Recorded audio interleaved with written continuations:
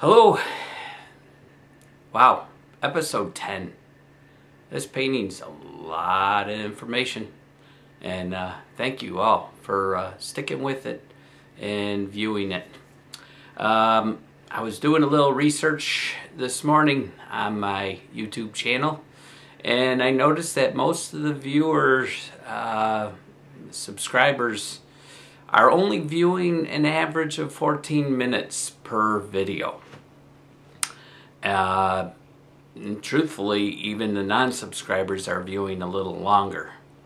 I know these videos are really, really long, and I know I ramble on.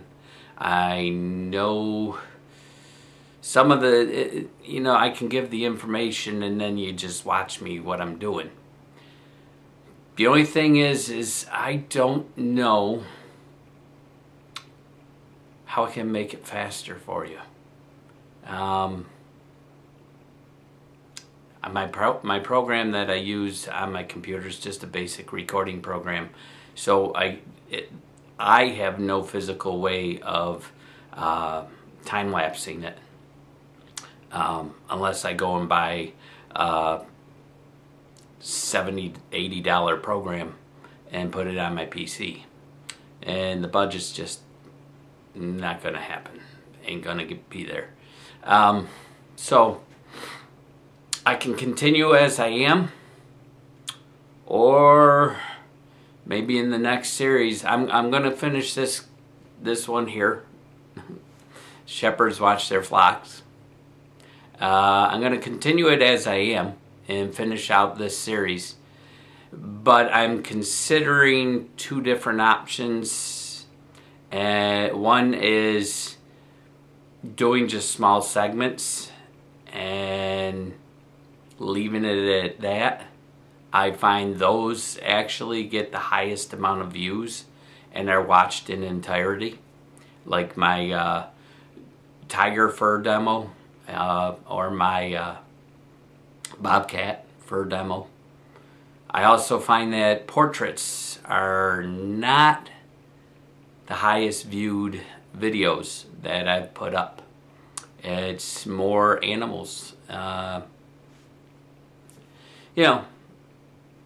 That is what it is.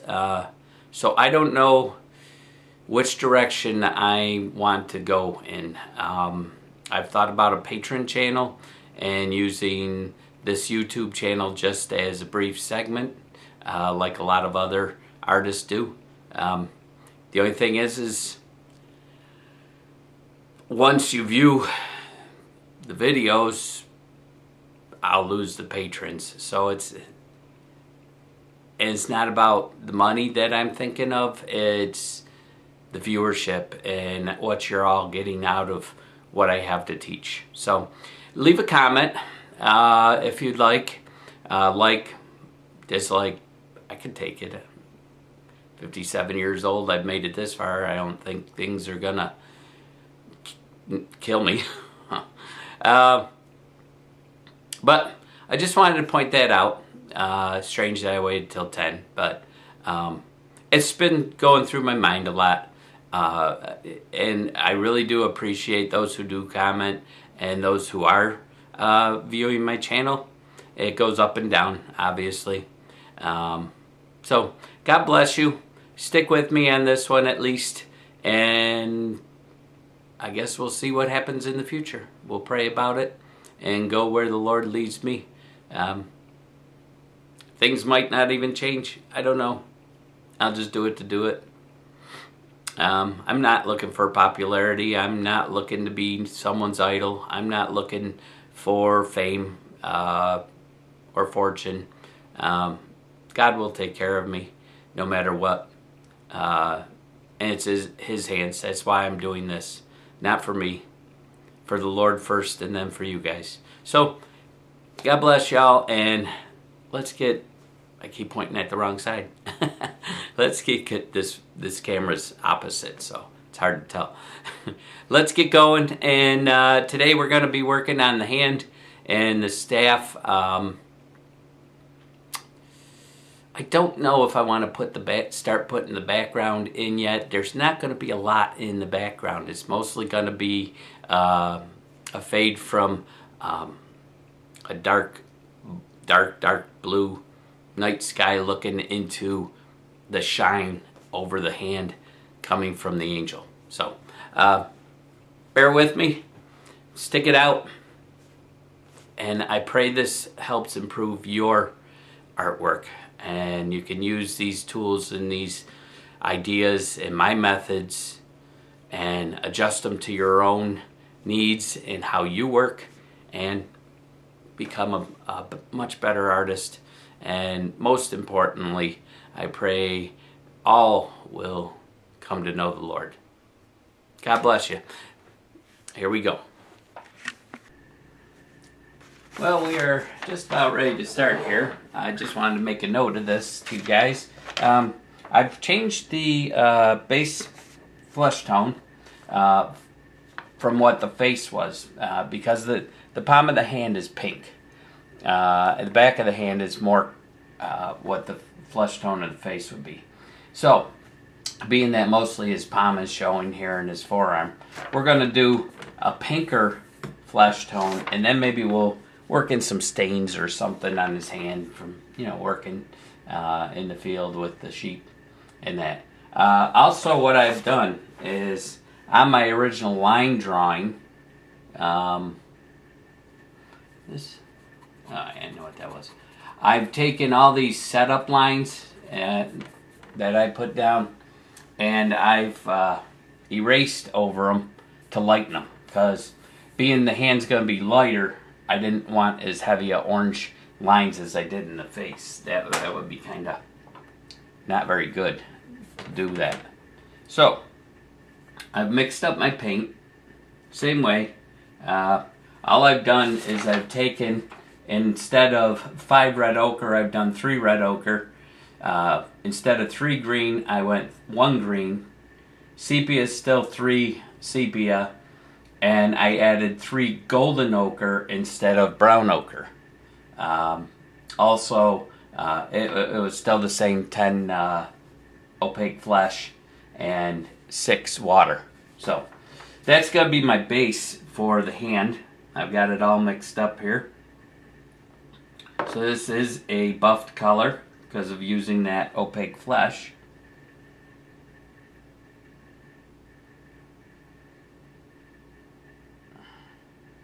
Alright, just filling that up. And it's kind of a dull pink flesh color here. Give it a little squirt through my brush. I've already rotated my needle. And just to let you guys know, yeah, perfect. That's a good color. I like that.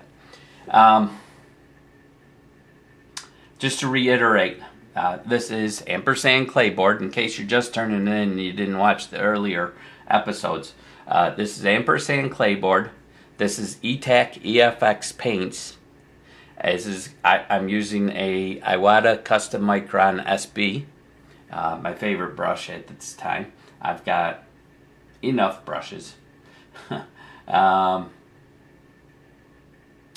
And then I'm using a variation of different tools, the Euro tool scratch brush, the Faber-Castell soft erasers, hard erasers, and then some other fiber erasers and polymer erasers, like these basic drawing erasers. Sorry. I tried to set you guys up in an angle that would be good to watch, because the hard part is getting this. If I could put the camera over my shoulder, it would be obviously best over my right shoulder at this point, because of where the image is. But I'm afraid that I'll get my head in the way, my hand will be in the way. Over here, yeah, you're not getting a great vantage point, but it's really hard to get anything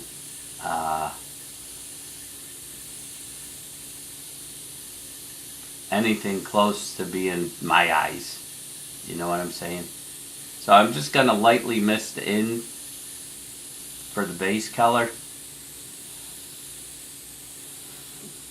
keeping it inside my lines, and I'll end up going back in later and I'll just take out my lines. I can pretty much just put this all right in. It's not gonna hurt it. Oh, look at that, spitting on my painting. Yeah, maybe I should keep my mouth shut. No comments. Just kidding.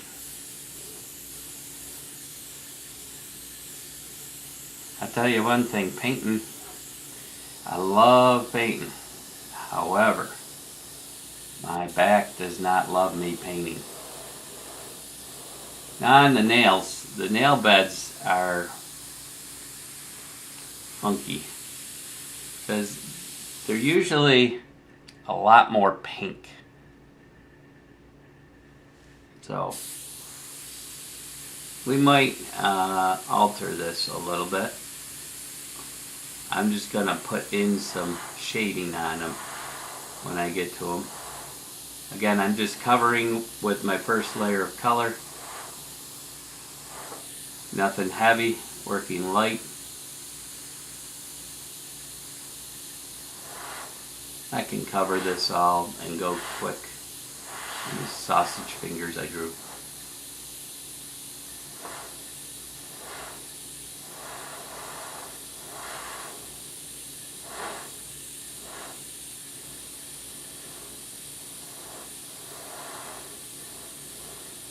Now, obviously you don't have to do what I do as far as for drawing or that. If you want to use a projector to get in your image, go right ahead. All right, we're going to throw in just a little bit of this shadowy area. Like I said, this is not going to be as highly detailed as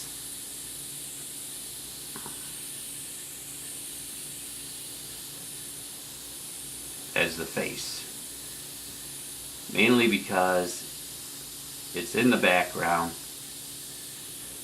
It's not far from the face, but it does make sense to keep it a little out of focus, so most of the emphasis can be on the face. Right now I'm paying attention to where my shadows are on this. If the angel is up here and the light's shining down on his face, it's kind of coming back this way, if you can understand. It's not over here. It's not up in this corner. It's coming at him this way, straight onto him. So the shadows are going to be underneath these edges in the palm, back side of the hand. This side of the hand is going to be much brighter. So that said, we can deepen up this side of the hand as well. And it's going to run the edge of that hand more. You know, I hope you know what I'm saying.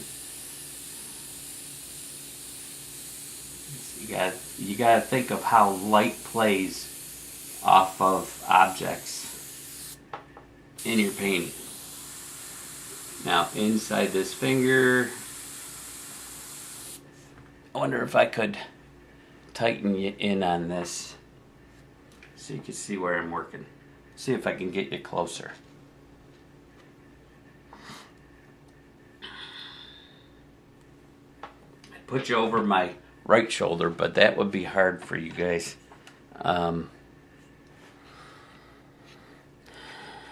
Okay, we'll take you off of I wanted that. Take it off of manual because I'm going to be zooming in.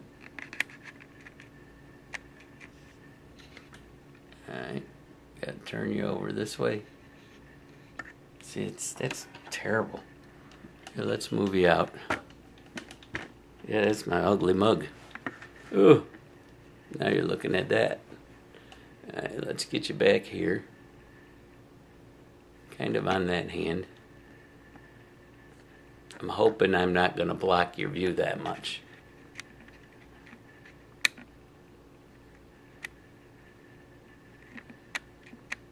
Just adjusting it. that. Tilt you up a little. Back you up. Back up, back up, back up. Alright. Now let's go down. See, it's kind of hard. There we go. Let's stick with that and see how that goes.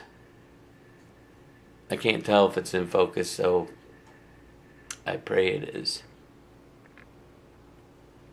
Because the camera's going to want to focus on his face. I took it out of portrait mode the other day. I had it in portrait mode to see if it made a difference, and I think it made it darker. Let's also do this. This will help you. If I close this shade behind, yes, I lose my natural lighting, but I've got a 5,000 Kelvin bulb, a daylight bulb above me. So you're going to get pretty much the correct colors. It looks okay. I just noticed yesterday when I was moving around, this rug slides, the throw rug underneath me slides around. Okay. Yeah, that's not too bad. I can work over to the side. So what I'm doing is just putting in the shadowy sides. It's gonna shadow on the other side of this. I'm trying to think. Yeah, the top, this part would be highlighted. The edges would go shadowed.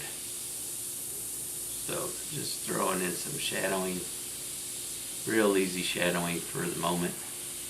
We can get detailed later. Okay, back side of this finger.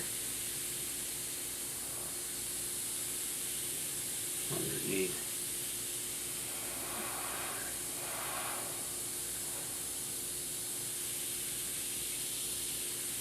I'm going to put most of my detail in with my eraser on this. And underside, this one would be a little greater. Right there, a little lighter over here.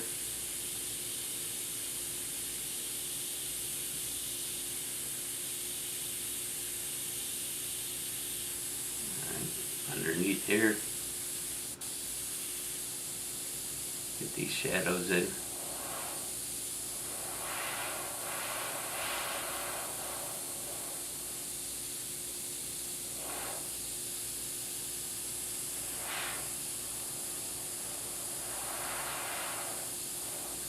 I would say, I'm not really staying tight onto this, and that's okay.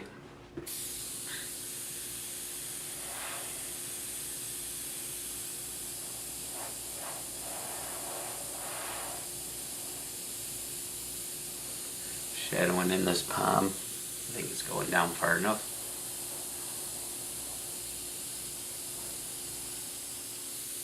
And then this is going to be shadowed a little bit more.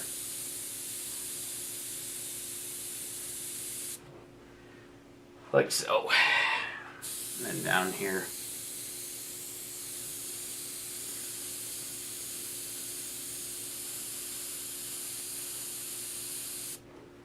Okay. And that's the start of this hand. This is going to be shadowed off of that. And then the back side of the hand. Let's go a little bit deeper. Okay. Good start. And what I probably will do is, might even just drop some yellow into that. Just a mist over. But let's start working on drawing into this. I think for this one I'm going to use my Mono Zero eraser. If I can find it. There you are. Come to daddy. Alright. I can use my own hand as a reference. Yeah, it's a hand. And let's clean this eraser off. I might even put a new nib in this. Don't want to be scratching dirty garbage all over it. So what we do to move this, I'll cut that right off.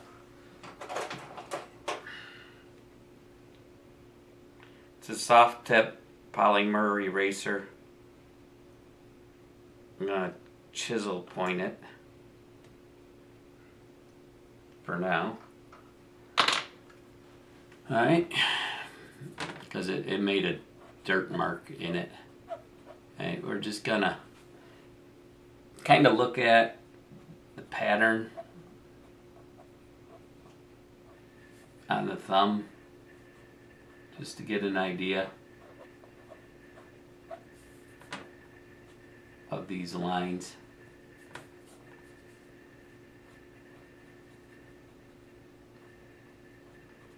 Okay. We could scratch them in, but if I scratch them, then what I'm going to end up having is a really detailed looking hand, and will draw a little bit of attention away from my image. Alright, and this is just the start of it. Maybe we'll just do a slight highlight on the knuckle. Alright, and we'll draw some hair in it later, some fine hairlines, probably darker color. They're not gonna be gray. I've never noticed, even on me, gray hair on my hand. I don't have much hair on my hand. I'm not a hairy guy. Isn't that nice to know? Alright, now down here, we don't have to have as many lines. Alright. His hands are going to be roughed up. A little bit of a thumbprint maybe. All individual.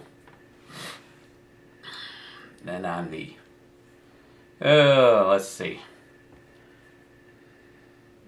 Let's see if I was holding that. This is why you go into drawing class and the professor makes you do a bunch of line drawings of your own hands and of your feet for projects.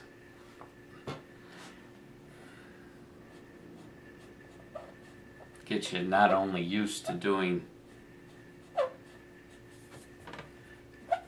drawings, but also paying attention to light source, anatomy.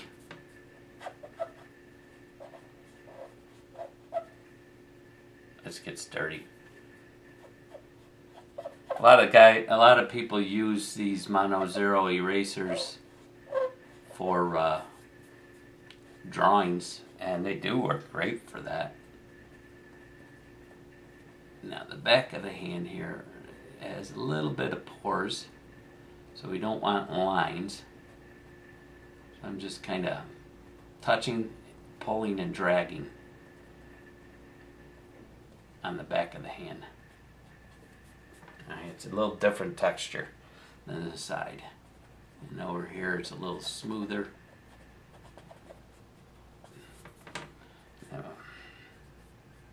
Let's see, down around here it's coming into the palm. So these are not, the lines that I put on are just shadowy lines.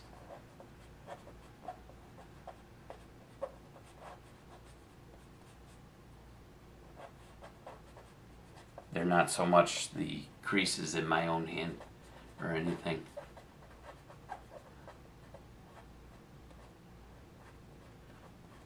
Drawing in what I would think would be the scratchy patterns of the hand.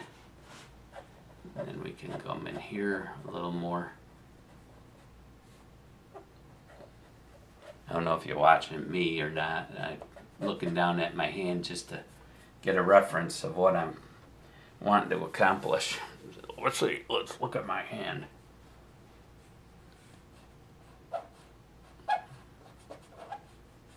I know you're thinking it. Okay. This would be the wrist, and then you got some veins running in here. Not so many. Maybe we'll give his arm just a little more texture than as he's getting older. See, now I didn't finish this underside of the beard down here. You can't see it. Let me back you out now. You got the idea of what I'm doing. Gonna turn off. It'll take a minute. Alright. I'm gonna back out now. That's probably good. Put you back on manual. Okay. I'm just working down here, and I'm thinking on this gentleman, he probably would have a little more wrinklage going on with his skin. The skin loses elasticity, and you get more wrinkles as you get older. Although he's working in the field, so he, you know, and working with sheep, so he probably have a good amount of muscle structure still left. He's not an old beggar on the side of the road or anything. So we can go over in this part and use a little bit bigger eraser. And just, these are going to be highlights on the veins. Maybe in his arm. Maybe he's got a couple veins here. And then we're going to probably put in some blue. Alright, now back onto the hand. Alright, this top edge is going to be highlighted.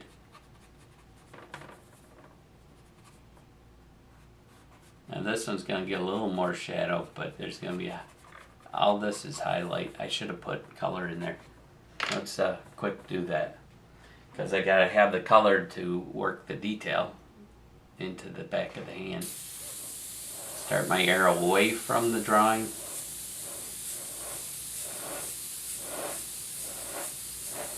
Using a broad pattern, I can, while I'm doing this, I can remist this and deepen the hand a little more. I don't want to go too dark, because this hand is catching light. And then I'll have some real strong shadows.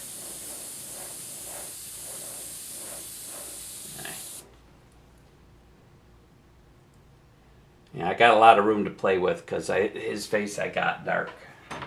I was able to go dark with it. So, back into here. Let's see, if the fingers are crossing around here, light source is coming in there. We're going to have highlights on this top edge.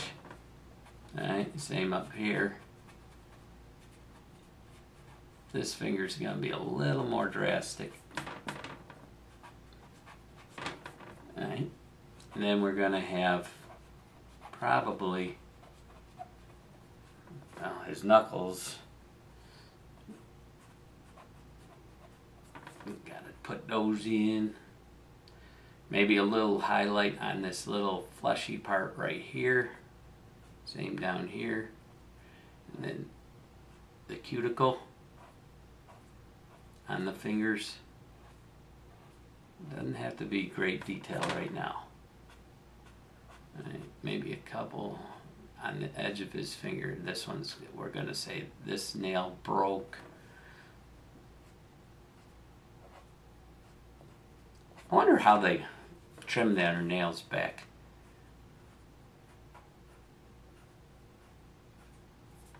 In these times. I don't know, I think of things like that. How about you guys? Ever think of stuff like that? How did they do this? How did they work with that? You know, it's kind of interesting. So I love looking at old photographs of buildings in my area or downtown, and I look at them and I think, you know, people were walking around in these buildings, these dilapidated buildings, and it was all fresh and new back then, and you know, it wasn't all holes in the floor and stuff like that. It's kind of cool to think about. It's like, how did they live? How did the settlers live? How did the ancient people live. To them it was nothing. It was day to day. It was what they had. It's what they did.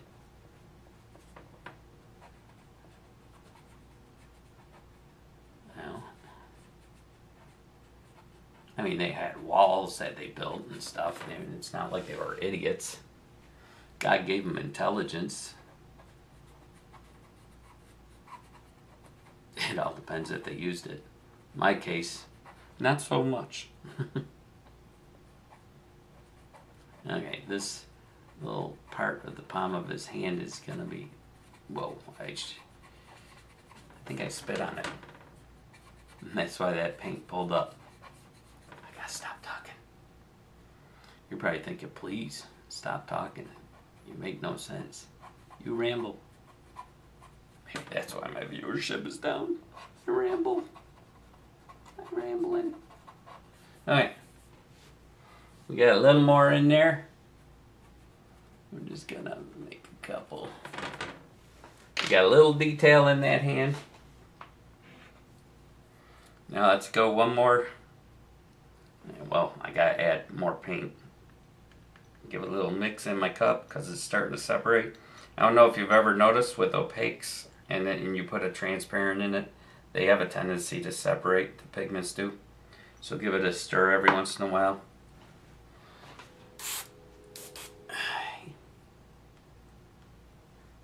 So now we're just gonna mist over this once again, because it's not gonna be real white highlights. We will go back in with a few whiter.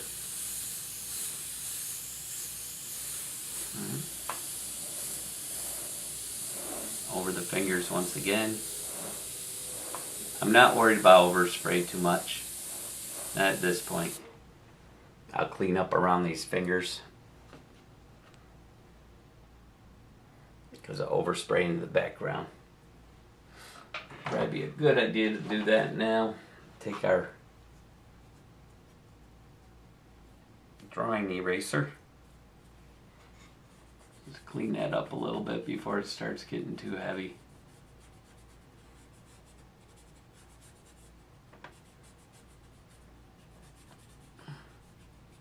Like so.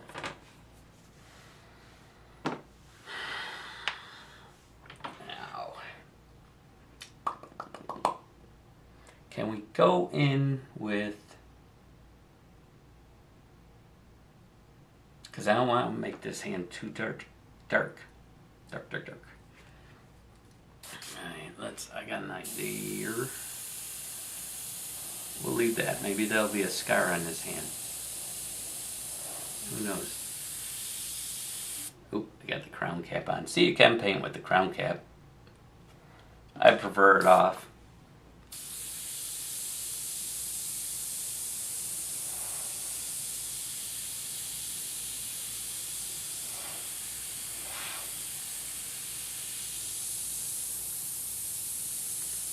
Now I'm going to start getting a little more precise with my brush strokes. Maybe start drawing just a little bit into these fingernails and get the gist of it.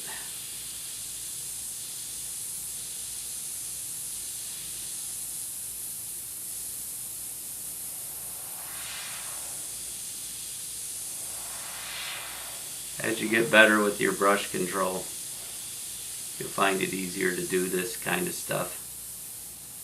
I'm barely pulling on that. And I'm actually letting the brush sputter a little bit. I don't want solid lines. Let's see.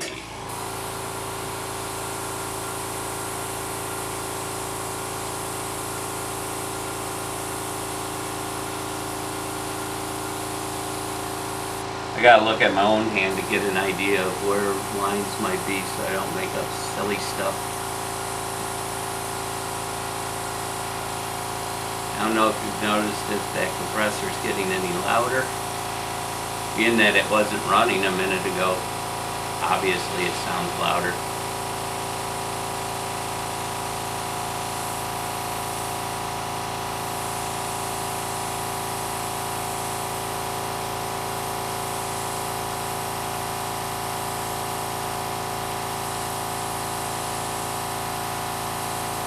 Maybe a couple of stars down into the nail.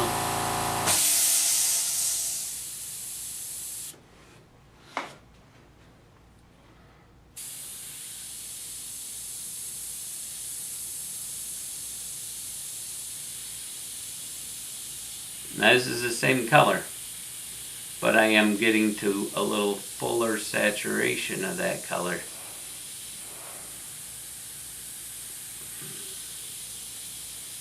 This finger probably would be a little more shadowed under there. I'm gonna imagine here as best as I can. And this finger wouldn't be as much, it'd be more up here where the two fingers meet.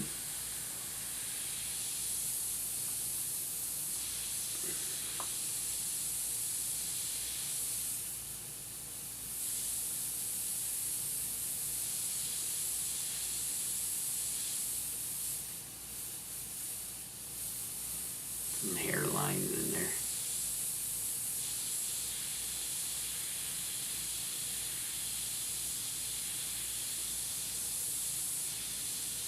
Maybe creased up onto his finger a little bit more. Same on these fingers here.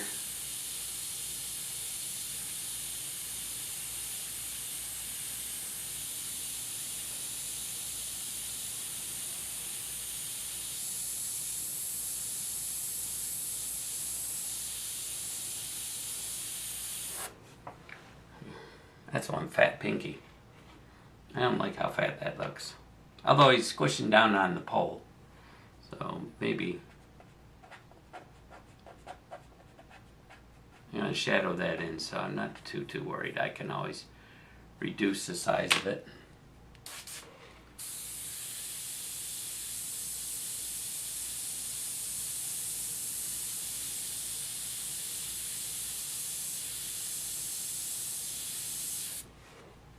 He's squishing down on that.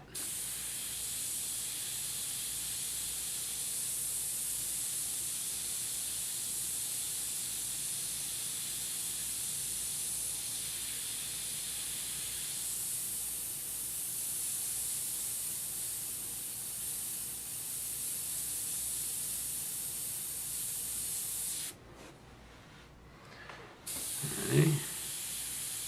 Looking pretty good.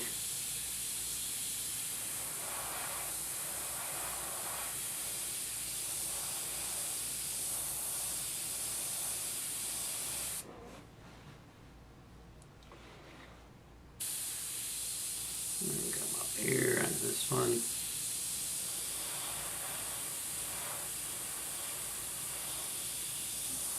Hands are not easy to do.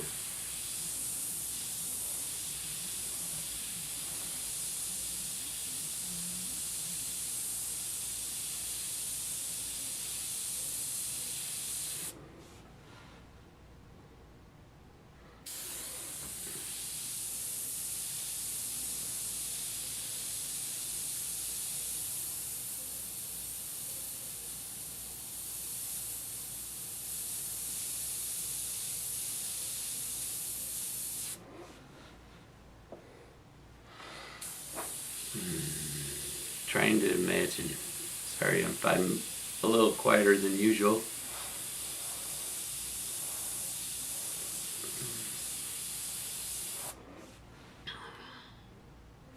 Okay.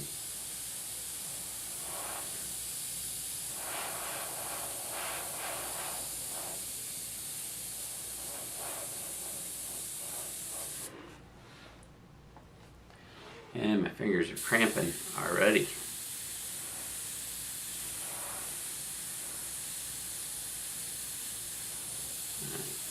I'm just busting in some of this shadowy. It looks real dark now and out of place, but when I get the darkest lines in there, it won't be so.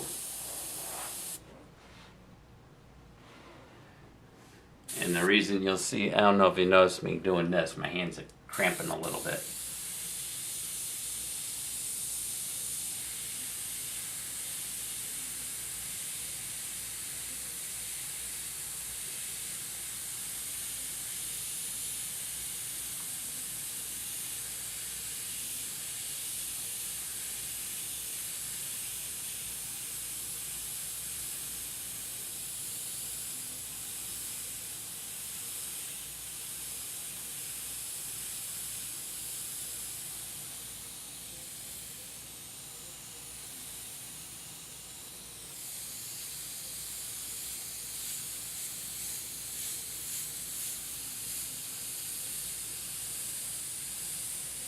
And a lot more to there.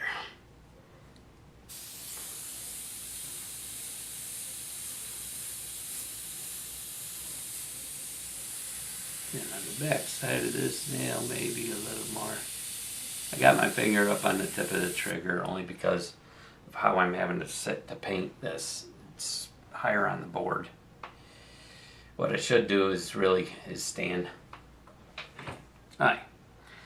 Let's go back in with this eraser and start picking in some highlights back into it.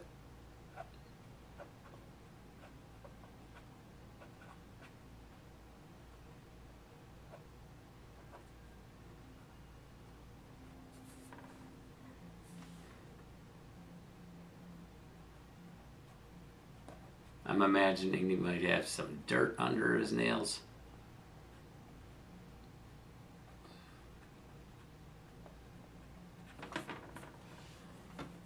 And then across here, maybe lighter.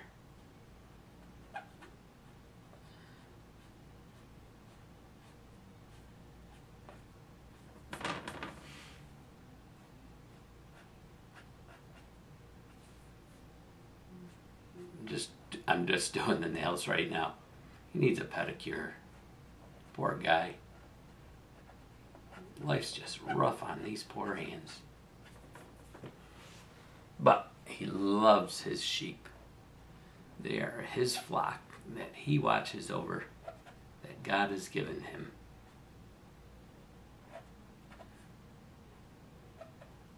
Just like a pastor watches over his flock that God has given him.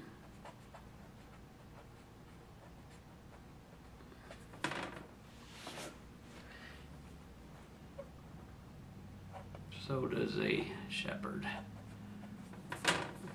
Jesus was the good shepherd. He's the one that would leave the 99 to go and find the one lost sheep, you and I.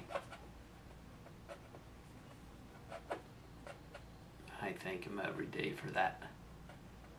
What he has done for me. Oh, how he loved me, just like that song says. How he loved me. I think that's the thing that hits me the most and deepest, is that before God created the heavens and the earth, separating the firmament from the waters of the heavens to create land, and then drawing the waters together to create ocean, all that, before all that, God knew me and he loved me, and he said, I won't forsake you. I will draw you to me. That's fascinating to me. It's like, why? As many times as I sin, as many times as I fall, but you leave the 99 and you come and find me every time I screw up. I don't deliberately screw up. I don't set out to get upset or mad. I don't set out to fall on my butt and swear. I don't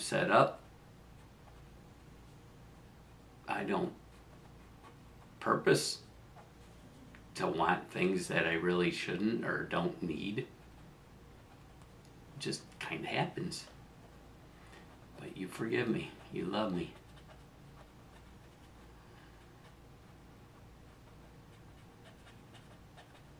You are so good. I'm singing that song in the back of my head. Good, good.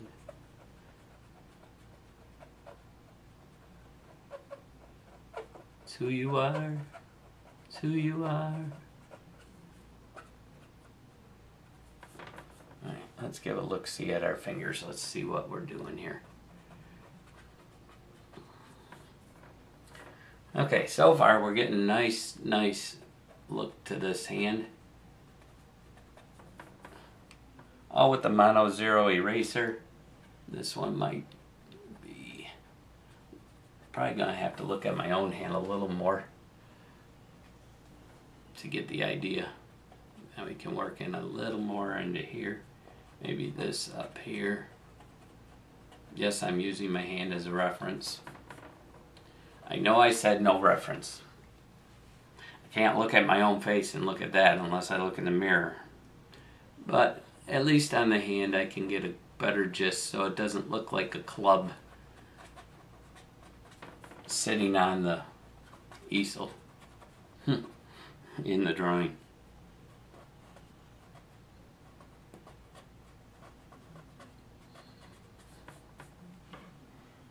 And like I said, this does not have to be perfectly detailed out. I want it to look like his hand, but I want it to be slightly out of focus and pushed back.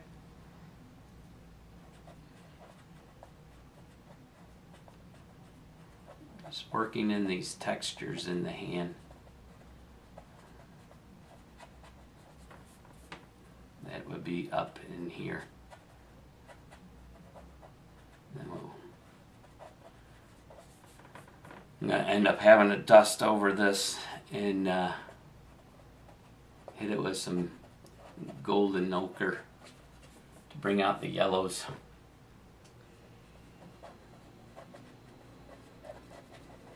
On the back edges, outer edges.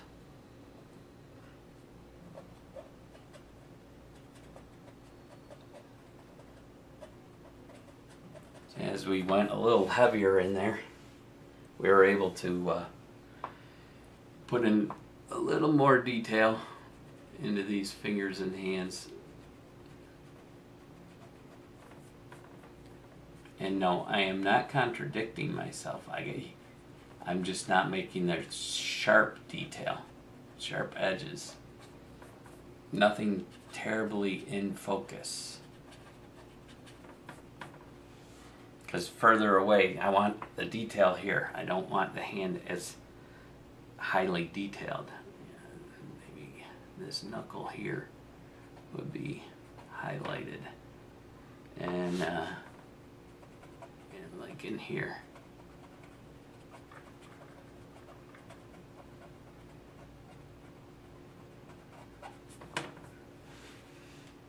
Like that.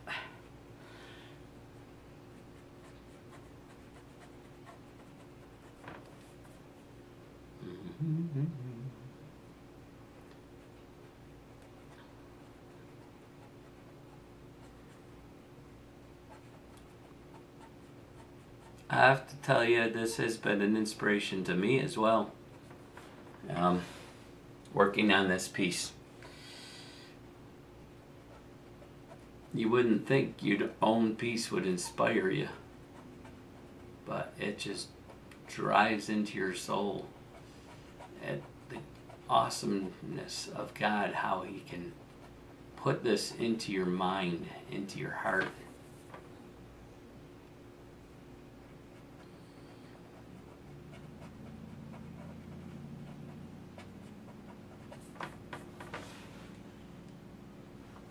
I love how erasing into this, I'm just cleaning that edge of the finger. This is way too fat here.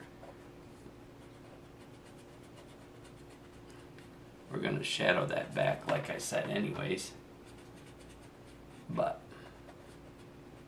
that finger got too fat. And the same up here. Let's separate that a little bit. Part of that was the shadow anyways.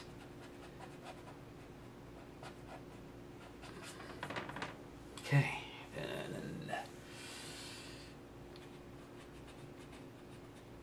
it's funny how you just keep looking at it, you're like, oh yeah, that's how it is, and then you look back, oh no, I don't like how that looks there.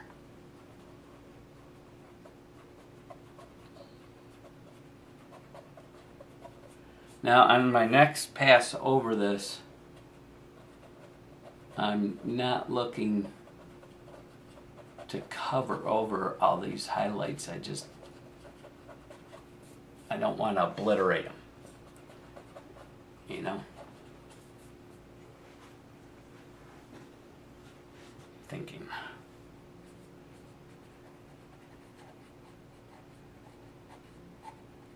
Maybe the palm of this hand rounds up.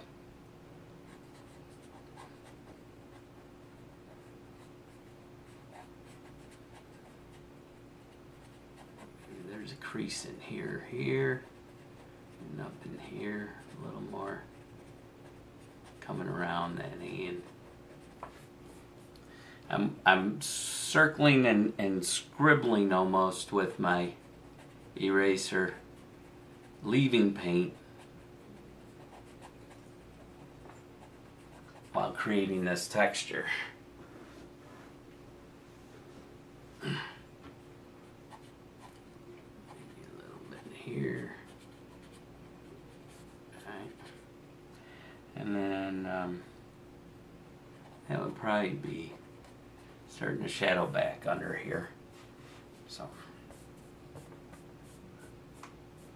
careful not to rub those eraser pieces back into it. But you can see how long that mono eraser will last you, because try to make these pores, or not pores. Okay. Now, I think, like I said, I'm going to take the paint that's in there and I'm going to hit. It's a dark, gloomy day outside, man. We're supposed to get freezing rain. I'm going to take the paint that's in here. I'm going to add a bunch of transparent, because this is still opaque, so if I go spraying over that, and then I'm just gonna add to this flesh tone pink. There's only a little bit in there, so I'm gonna put maybe 5 drops of golden ochre in it. I don't want to use yellow. There we go. Trying to put paint on my wife's rug. She gonna shoot me.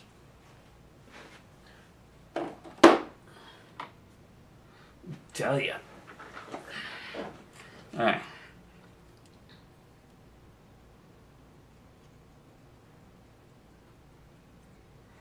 We could also probably dust this over the wooden shaft. It's not a bad color for that either. Alright. Now,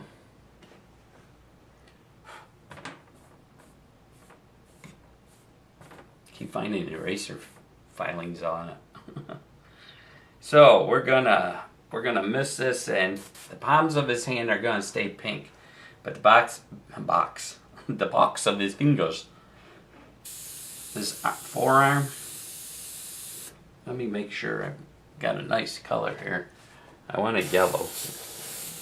Yeah, that's fine. A golden yellowish brown. Alright, I'm gonna mist over here. And then kind of up the back of his hand. Bringing a little bit around. Not too heavily. Got to somewhat match. And then the backs of his fingers. This is just to bring out that golden flesh tone.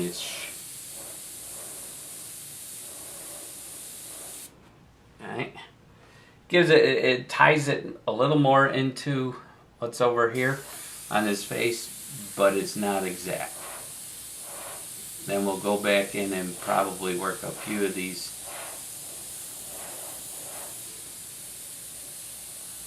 highlights back in to bring them up. They're going to be shining. And the tip of his thumb, probably be a little more pink. So, let's get rid of this color that we just put in there. I've got plenty of it. There's enough gold look to it. I'm wondering if I could do a real wash of magenta into that hand. Magenta's real strong.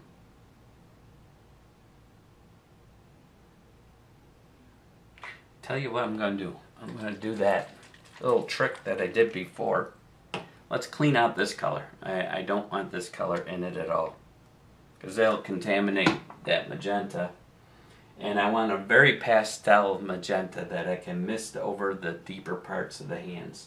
So what I'm looking for is my Q-tips. I gotta go through my drawers and pull out all the extra garbage I've thrown in, paperwork and stuff like that from the compressor and that. I gotta put that in my manual folder in my filing cabinet. Get it out of my art stand. I put it in my art stand to keep on hand, so if the compressor quits right away, I've got it on hand. So I know where it is. I don't have to go look in other places and go, where did I put that? Oh gosh. Oh, it's so much fun. I love this. Okay, we're gonna put some magenta in this. Not a lot, just a couple drops, 2-3 drops.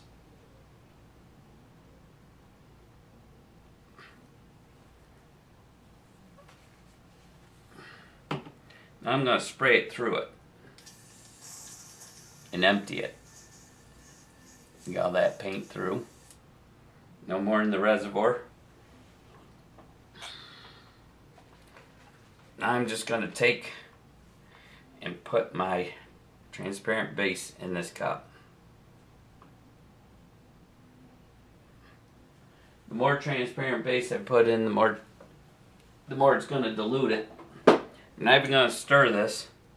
Just going to give a spray, let it mix through.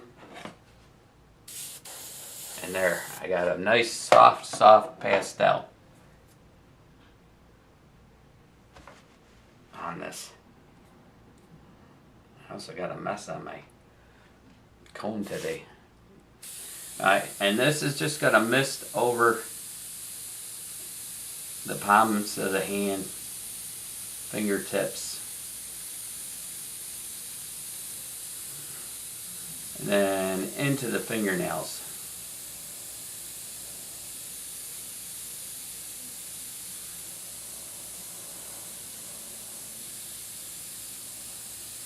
And then around the finger edges.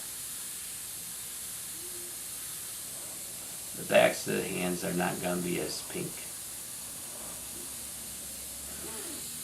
And that's just, and then this palm of this hand on this side, same over here, and maybe just a little bit down into here.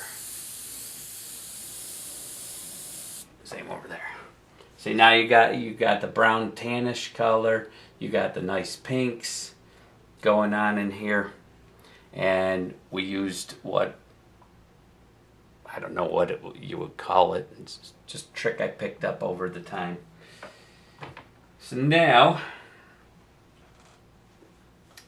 I will go back in with my Mono 0 eraser. Let's extend this a little bit. There we go. And we'll just go back and catch some of these highlights. Not all of them. Just a few.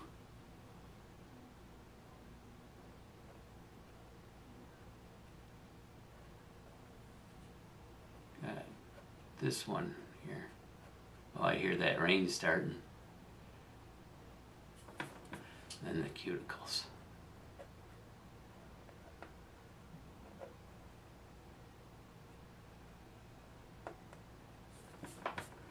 This is just the fingernails that I'm doing at the moment.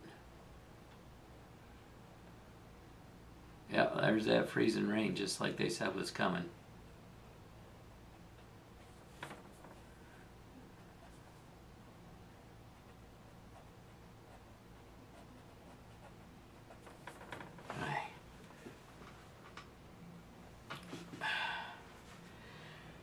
Now, let's, maybe we'll bring back up some of these, not all of them,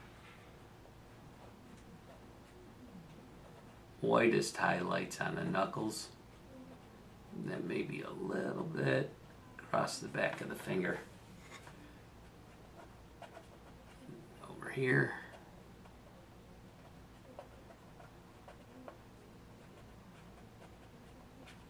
Down the finger.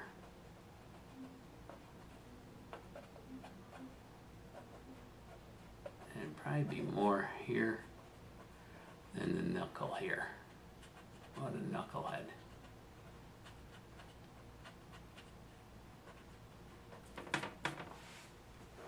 It's really picking up a lot of dimension now.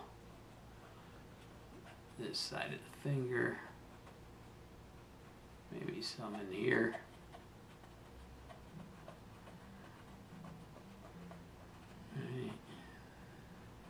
Get some of the back on the knuckle. Maybe this one's a little brighter there.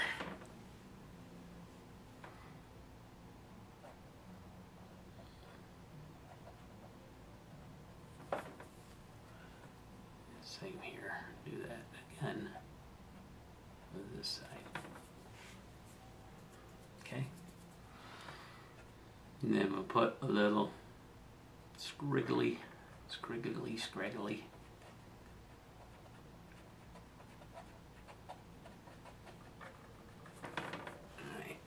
On that finger, and definitely here.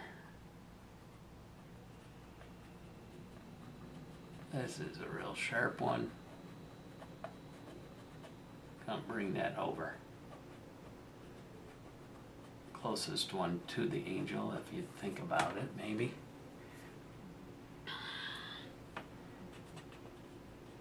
Okay. Then maybe a little more right on this edge.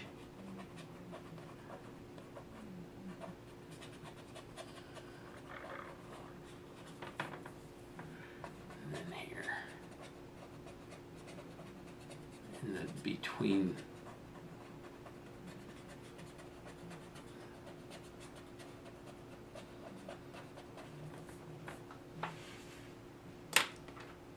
Let's use this one here.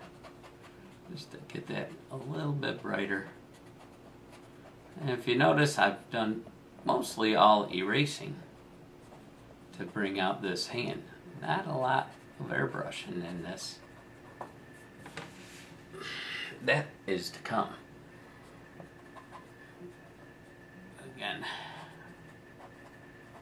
this will be catching that light right along here. I'll leave some,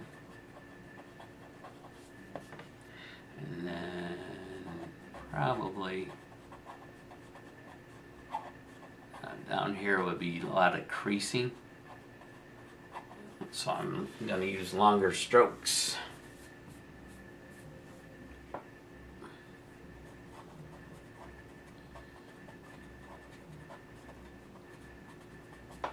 Alright.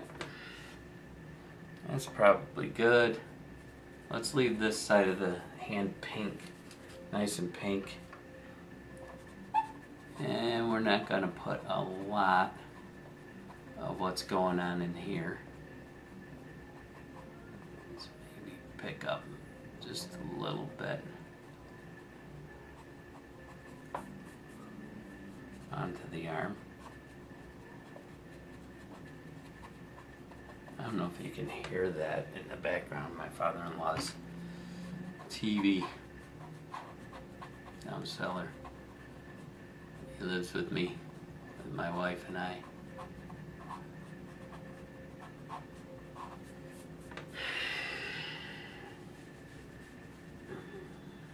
Okay. Now I think it's time to really put the darks into this. So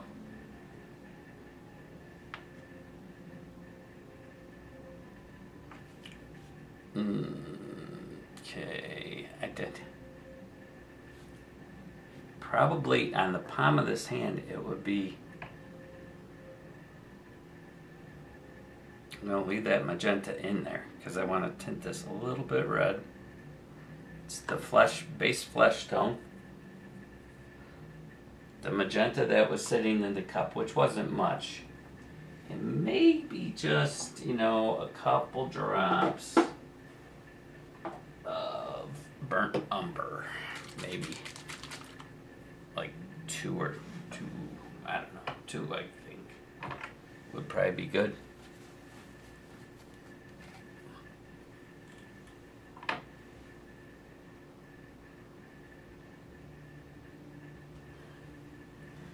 See where we're at. Don't want to add too many because then I gotta flush out the color, take it out of there, and then it's no good to me. I don't like wasting a lot of paints, but no reason to use something that's not the right color.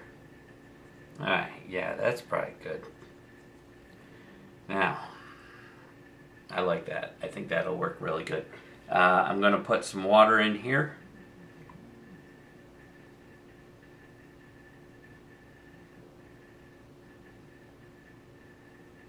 Water, and then I think I'm gonna make it a little more transparent, probably just too transparent. Ooh, how did I get magenta on the tip of that? Must have been on my fingertips.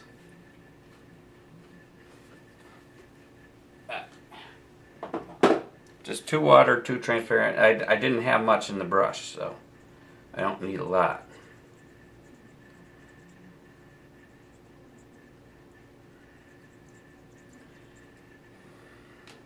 This is close to the original flesh tone.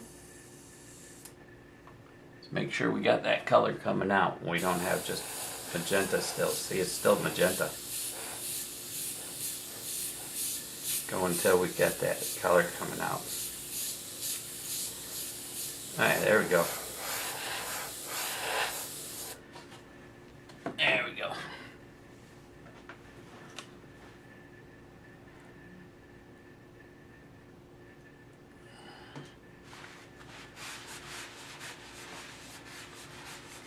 Paint on there.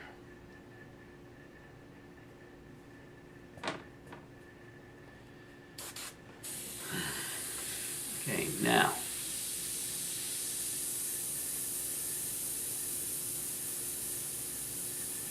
we gotta be careful.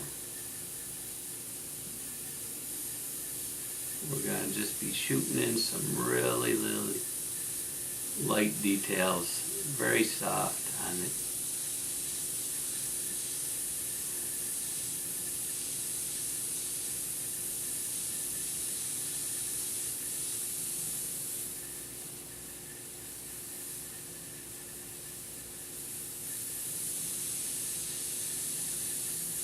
Darkening in the shadowy areas, maybe pulling the some across.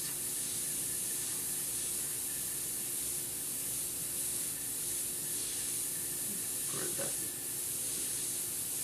fingerprint. Gotta make it look somewhat real. Same in the back of the hand.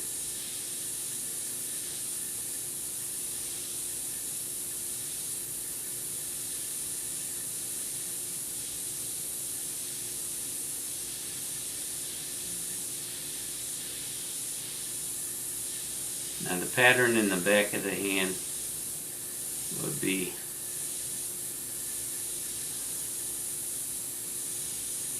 down, like so. Just letting this catch some of these.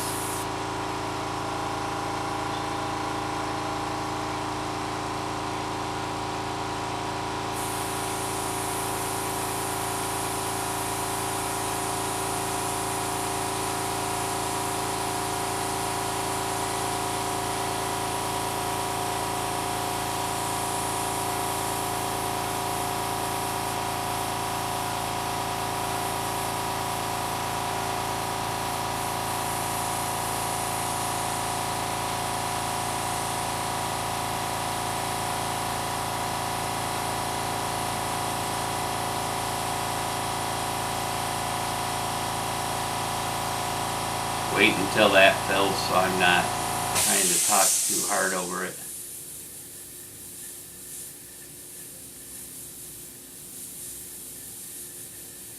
These little creases, skin folds, they're not one solid line, so you don't want that.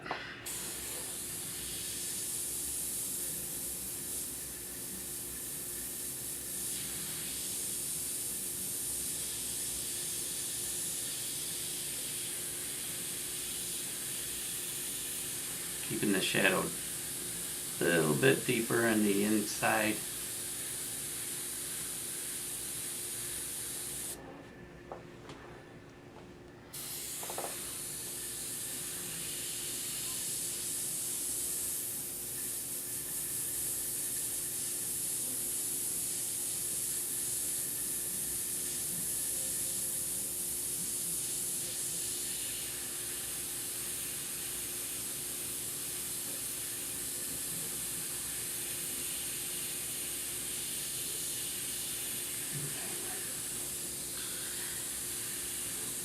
Let's see, that would be, yeah, that wouldn't be coming down that way, it'd be coming up.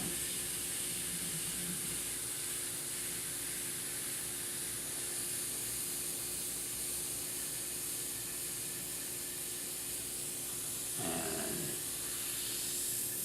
here you'd have some, a little too heavy on that. I'm trying to get that squiggly looking line. For the creases in the wrist. And those would probably go up.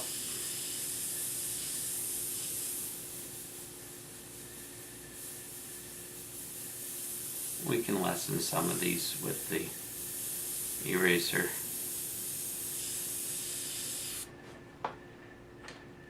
Like these are a little too harsh. And we can also bring out a few of the highlights into those.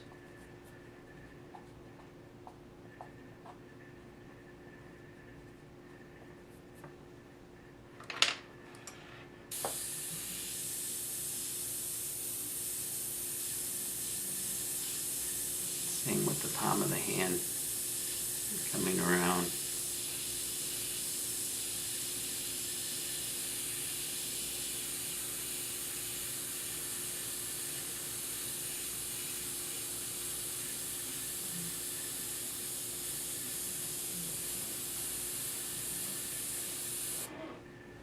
Like so.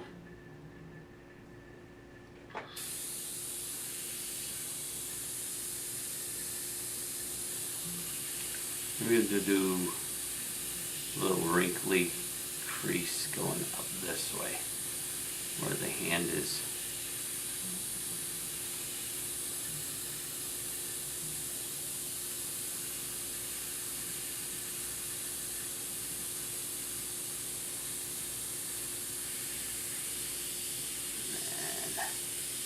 Same up in here. Maybe a little wrinkly look that way. Alright. I think we're working out good here. I don't know. It's up to you guys what you think.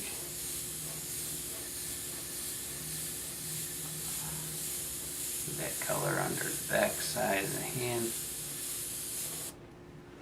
Like so. We're probably going to have to go one step browner, I would think. And I think also we can maybe pick up some of this while we're in here.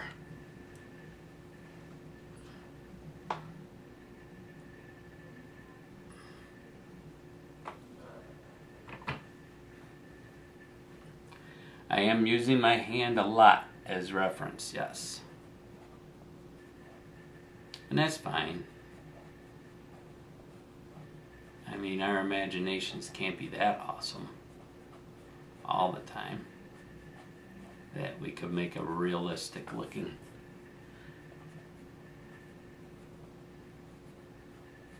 I just don't want a pudgy piece of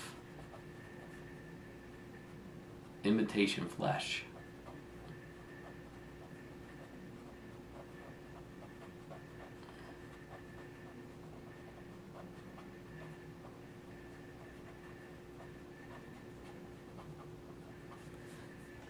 Okay, that's a little more what I'm looking for. So if that would be pushing, there'd probably be these wrinkles from it pressing against that wooden staff.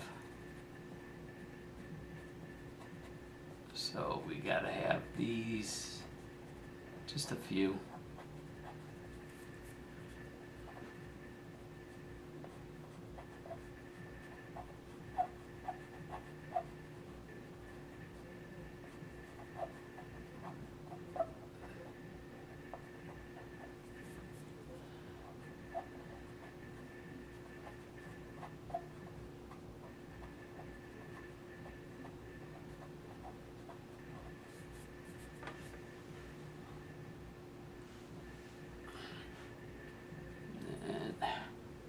Back side of the hand, maybe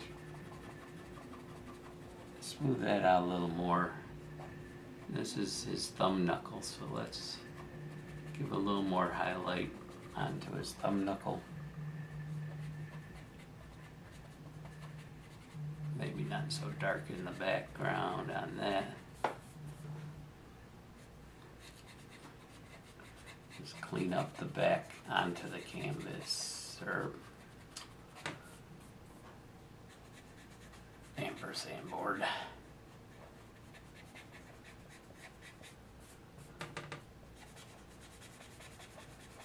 Just cleaning this up a little. That's why I wasn't too worried yet.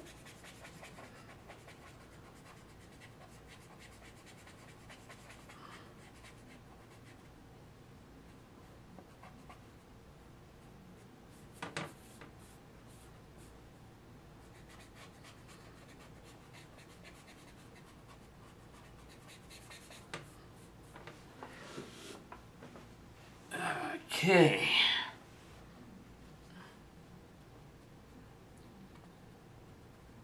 Now we're just gonna start putting a little bit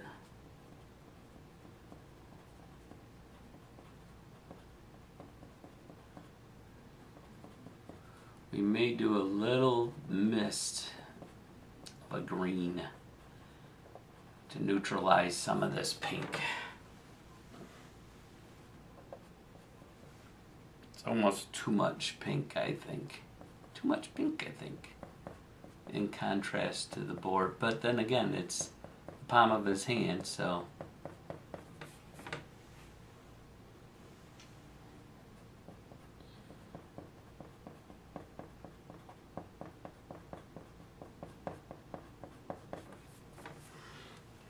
Alright, I think that's looking good.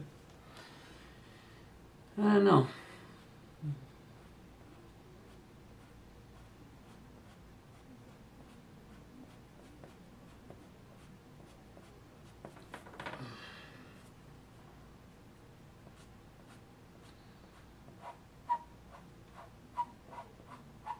Who says you can't draw with an eraser?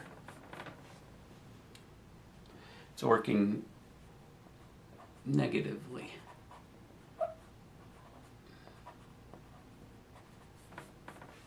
Instead of drawing the shadows, I'm drawing the highlights.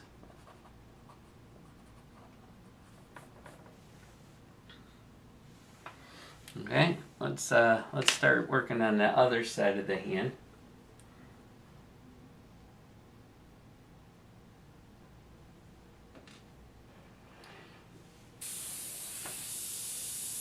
We'll go way up here. Is my head in your way? I hope not. I'll try to work to the side.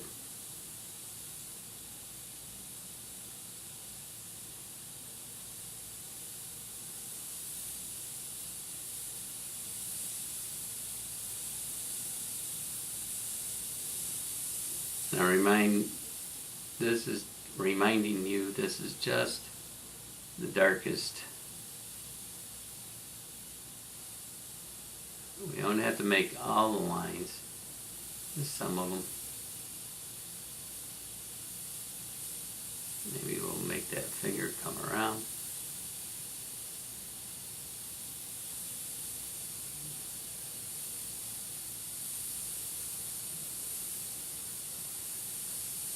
Maybe a shadow down here. Maybe this shadow's up here.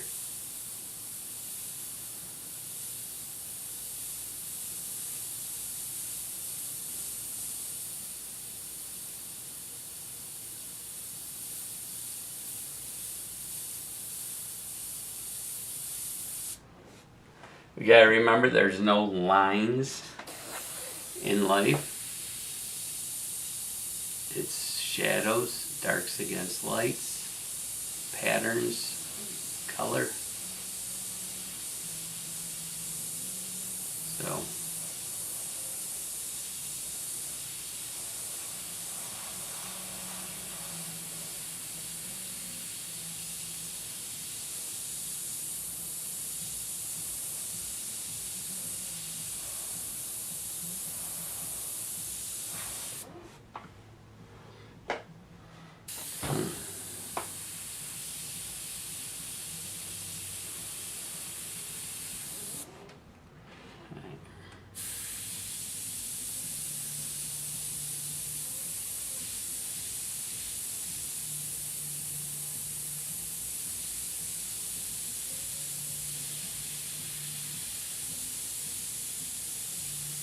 just slowly building this up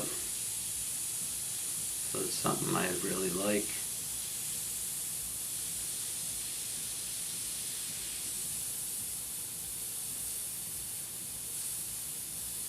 Letting the paint do the work for me.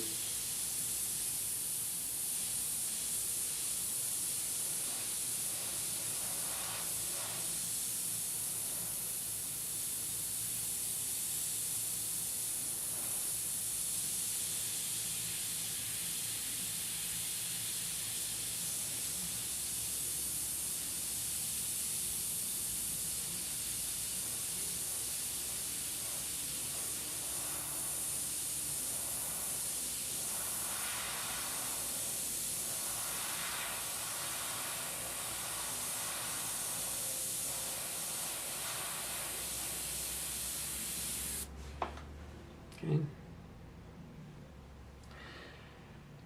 Oh, there wouldn't be too much in these spots, but and plus I'll same up here, maybe one there.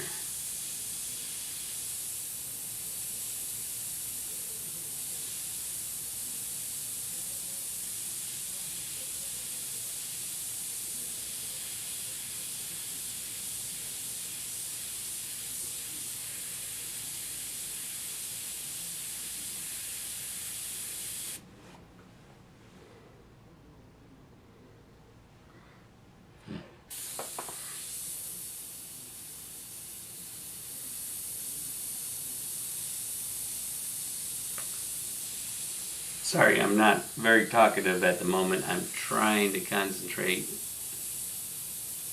trying to make this look as real as possible for me. Like I said, hands are very tricky to try to do.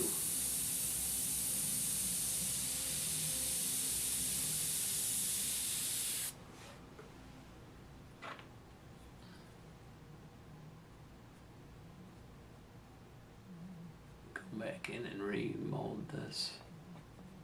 Same over here. Maybe more like that. Just a slight.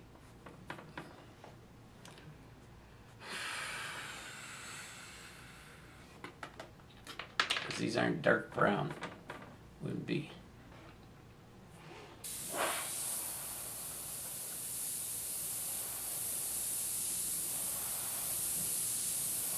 No, I don't want them.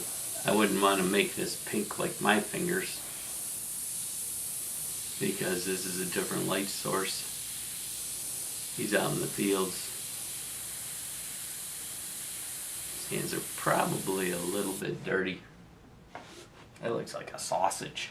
It does. It reminds me of a sausage.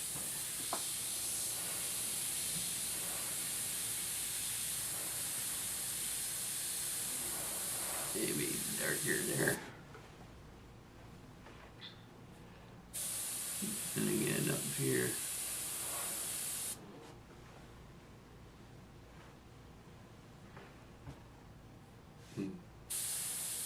Alright, next finger. Maybe more of this in the middle.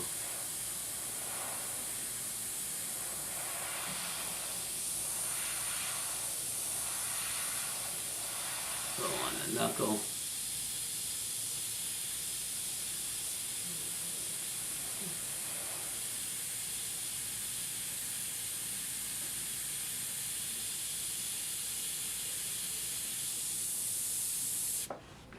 I don't like this right here.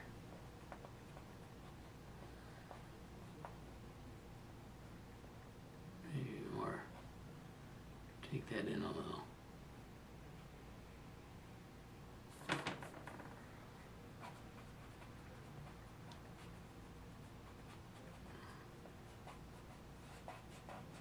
I don't like the way I'm making that end of that finger look. Same up here. Up here. There we go. That looks better to me. I don't know about you, but to me it looks better. Alright, just a little bit along this edge.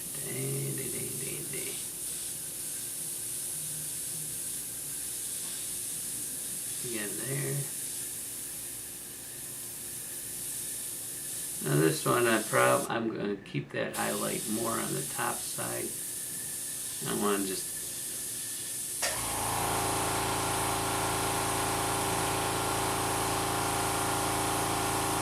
this shadows more.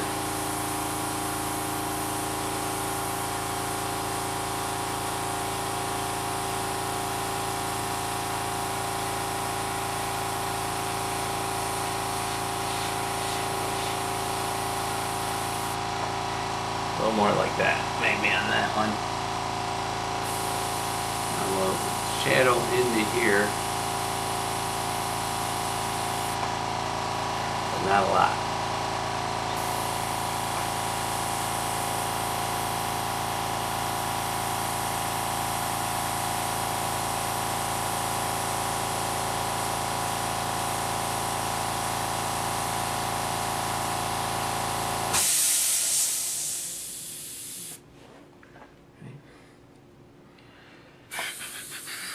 Slowly building these fingers, and then I'll come in and get these knuckles, put the little highlights in them.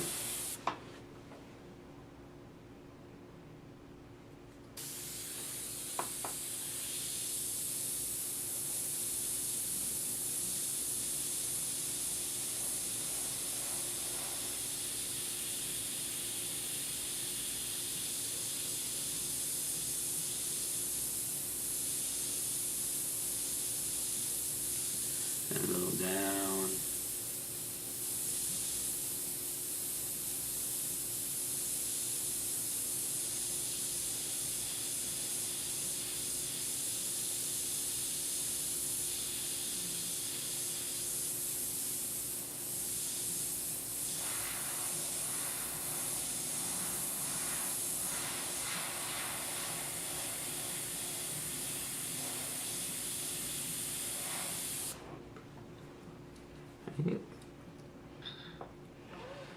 That one's going to be highlighted more up there on the top side of this finger.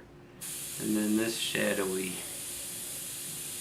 goodness is going to be a lot heavier underneath this finger. Coming out. Maybe there.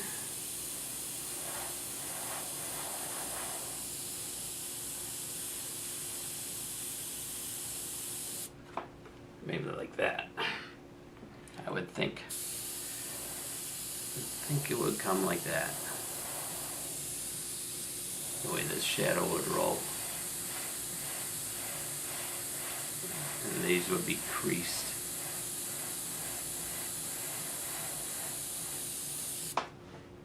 Like so.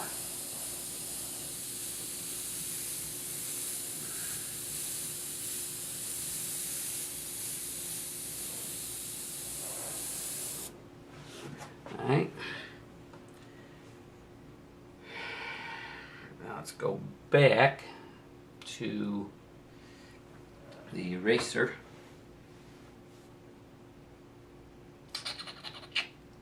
And maybe think of some highlighting,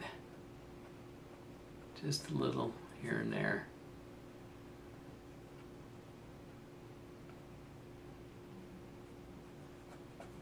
Especially there on the knuckle.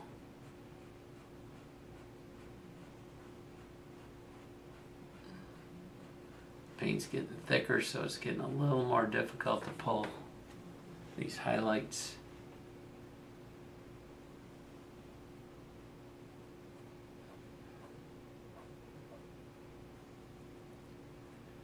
Again on the knuckle.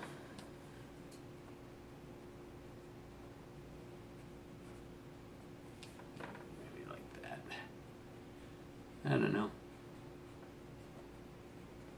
Who's to say? Who's to say? Okay, this finger's kind of turning down a little bit, so we can get a little highlight up on this edge.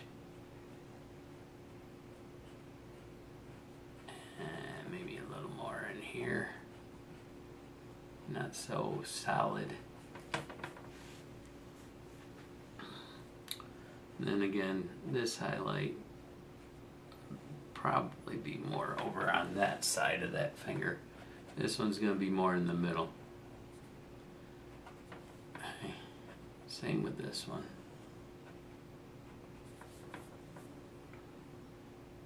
And this one turning probably would have it more up here. I don't know if you can see this. Now, in the hand, we're going to let this spark a nice highlight on here.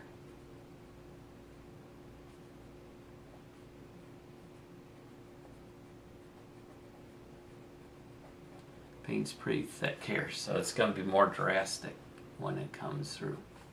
We could use a soft eraser and maybe back off this a little, soften it. That mono's just a little bit too aggressive, but there's going to be something like that.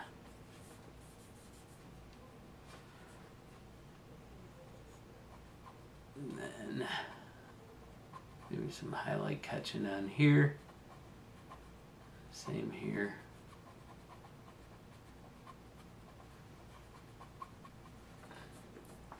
Alright. I think that's looking good.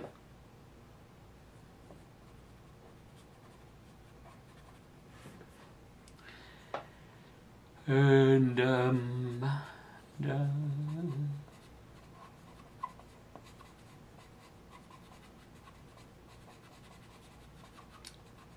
if I feel lost, I will call upon the Lord.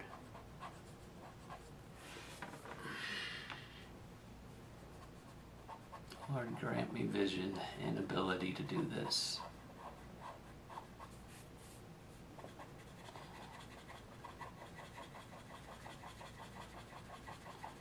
I'm just lightening the entire area there. I think it would be catching a little bit more light than it is. And same up in here. I'm not drawing lines or anything, I'm just lightening the entire area.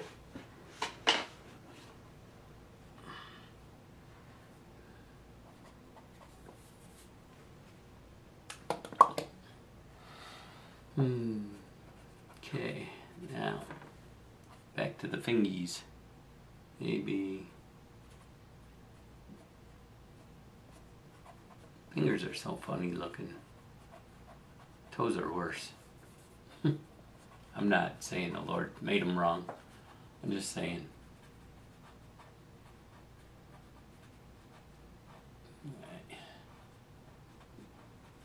Just letting the eraser do some of this work.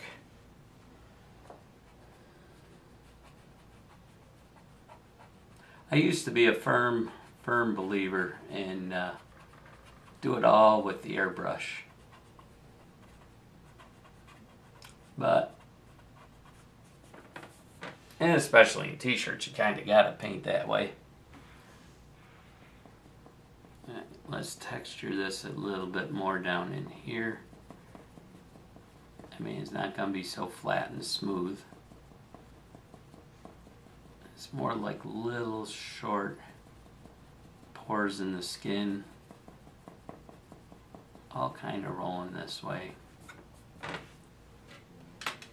Down in there, because if you look at your own arm, you got pores and stuff going on down in there. They're not pronounced like some of the face area or anything, but so we'll just work this in and texture it up.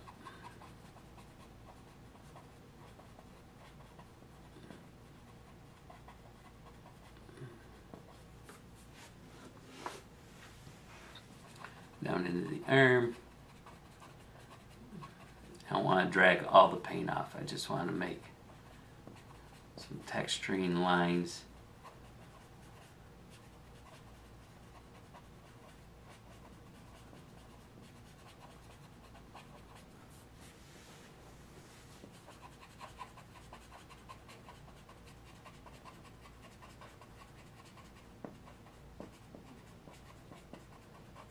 As it gets under this beard, it's going to be a little less obvious. It's going to get a little, not a lot darker. Then I got to pull the beard across it. But paying attention to what the direction of that would be.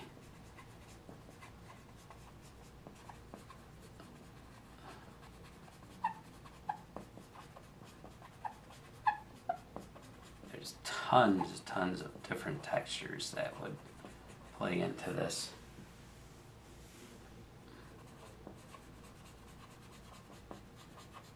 Ooh, you know what? I got that. Gotta redefine this because I've lost it with overspray.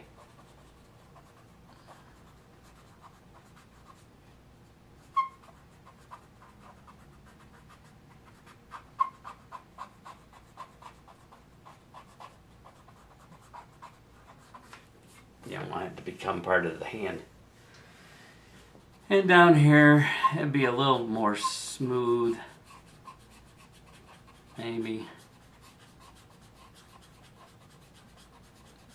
A little longer texture marks, just like so.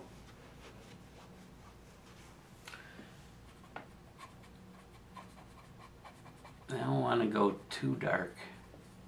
Now, in this, probably be some creases going on into here. That might be catching a little light, even though it's shadowed. We gotta go one step darker in there. So, let's see, what do we do? What do we do? What do we do? I thought maybe we'd take some of the green.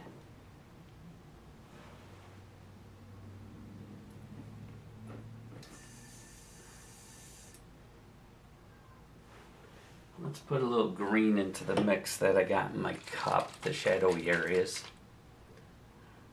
Just one drop. Okay, we're getting...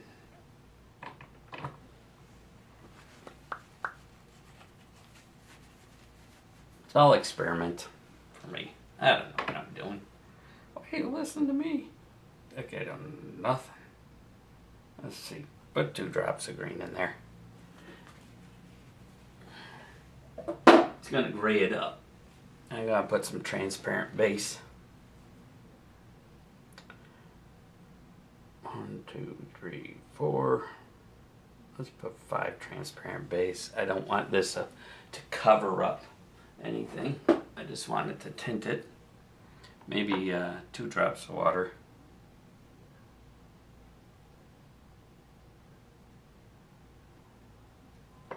I hate when the air bubble gets on the end of it and then it gets stubborn, doesn't want to shoot out. Now I'm just going to mist this over this. I am not going to color with this. Just a little misting. It'll gray it out. It'll take down some of the harsh pink. Spray that through. Make sure I got my green coming through. Yep, green's coming through.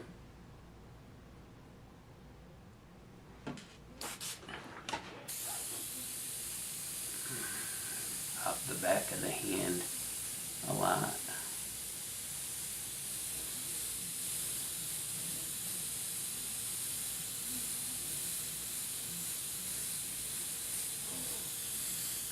Same on the back side of the arm down here. And then maybe down here. And we can bring it up from the palm of the hand. Over in here a lot. And maybe on the bottom sides of the fingers. We'll do a little. Yeah. That looks better. I like it.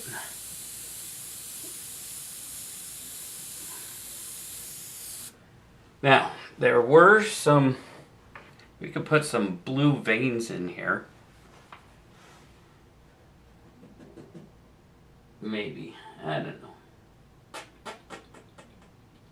Sure, why not? We'll take some ultramarine blue. We'll blue up this green.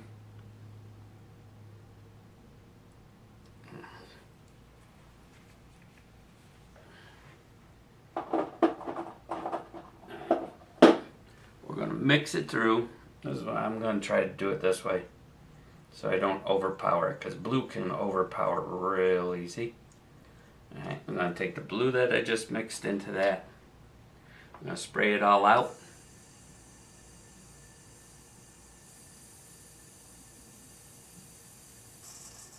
Okay.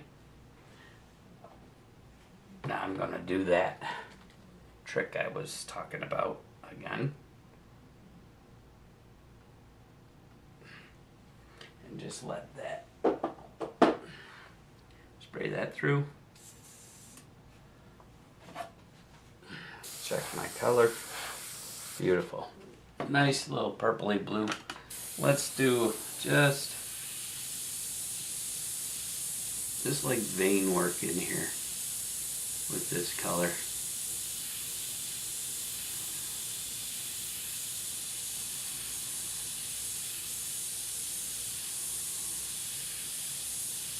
Alright.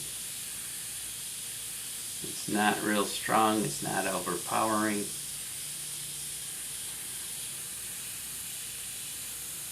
Maybe shadow it.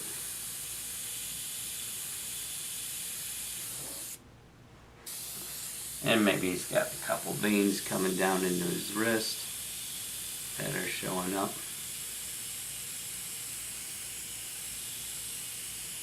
Maybe another one down here.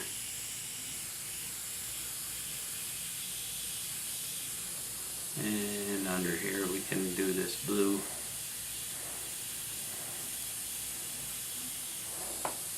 Who would have thought blue?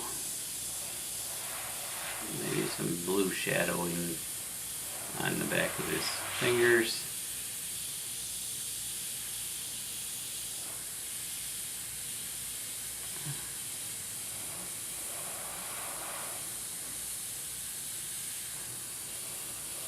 And again up here.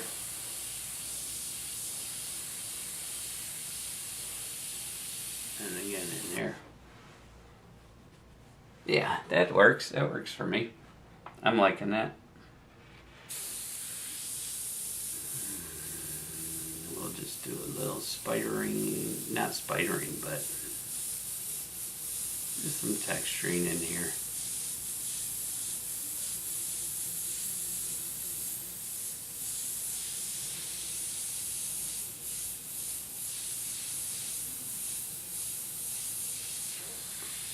Maybe there's a little bit of bluing in the nails. Just a little, especially on the white areas.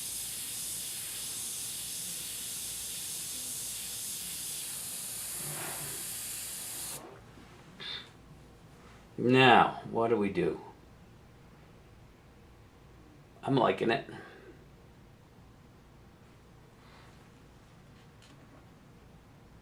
We can catch just a few of the highlights in there. That way it matches the drawing.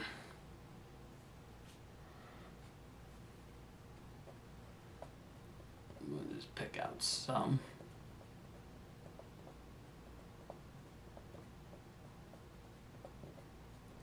The brightest part.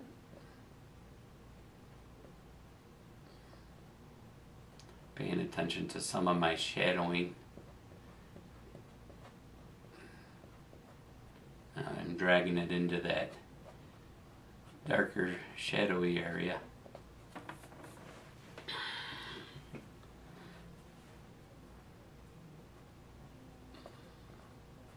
A little bit on the knuckle, maybe.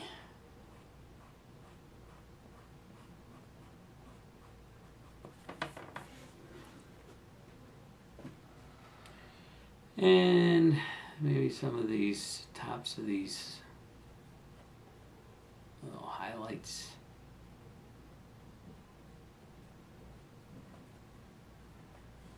Maybe I'm going too detailed. I can't help it. Let's drag a couple of these.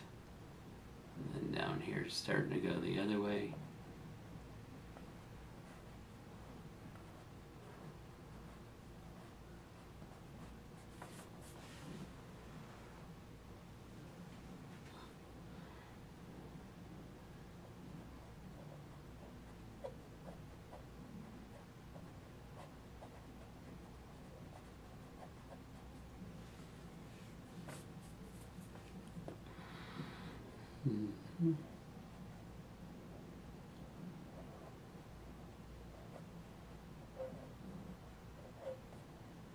There's a lot of little line creases in here on the edge of the thumb.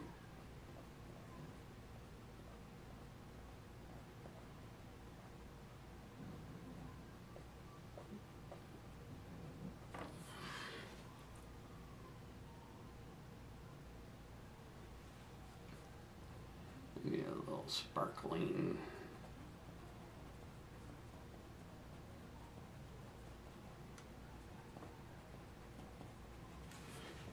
I gotta scoot back and take a look at this, see which way I want to go. Definitely got to get more brown in, or shadowing color, just maybe some gray, truthfully. Probably just some gray into it, and then maybe some yellowish color to balance it out, so it looks like the same hand. Like so. Oh my.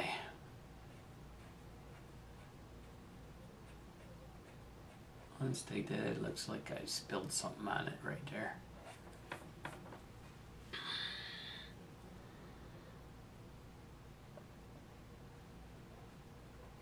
I don't want such a solid line here, obviously.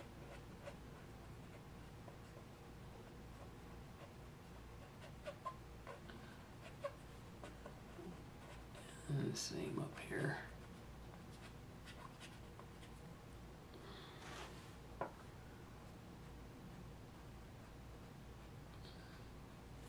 Trying to imagine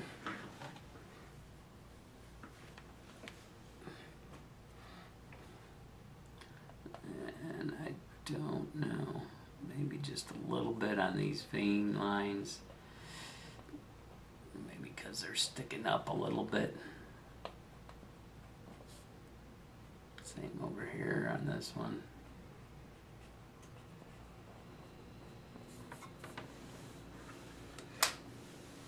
Okay, I think I gotta go with the brown. Take this blue out of here. Because if I put brown in there, it's gonna go gray, completely gray. And I don't think I want that. I'll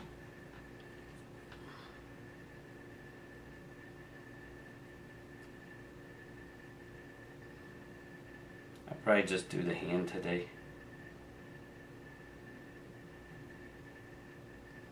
So much for a shorter video, huh? You can say it. I won't get mad. I'll just get even.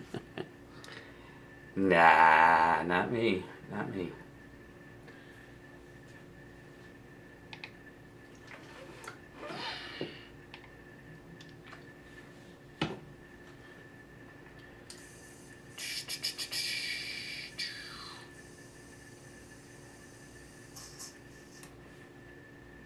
Alright. Since we're going to do a darker color, I'm thinking we're going to go sepia and burnt umber. Use that for our shadowy area. So we're going to go and we're going to do it a transparent.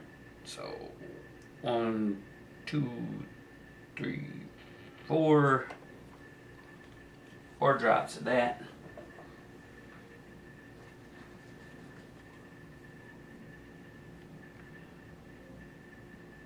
One, 2.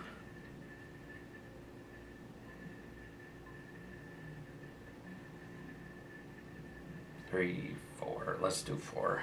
4 water, 4 transparent. And we're going to go 2 burnt umber.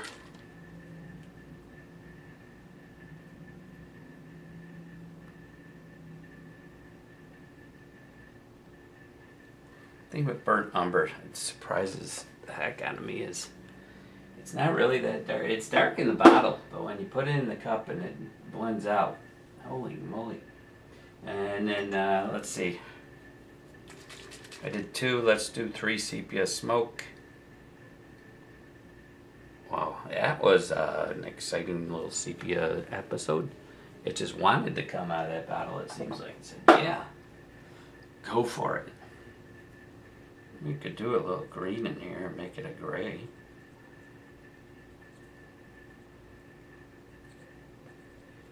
But I think this will bring it into the realm of the... We'll do a little area in the palm. It's just to deepen it up. Yeah, we still got that blue in there. Alright, here we go.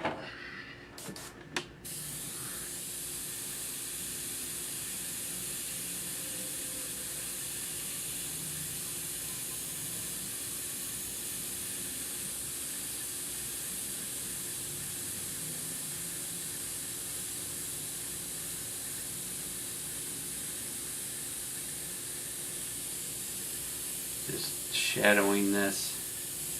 I might go even gray. I don't know. Backside of the hand a little more. Pull it around a little. Just a little less up here.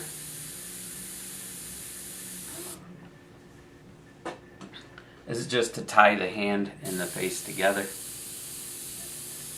I don't want to eliminate all the work I just did.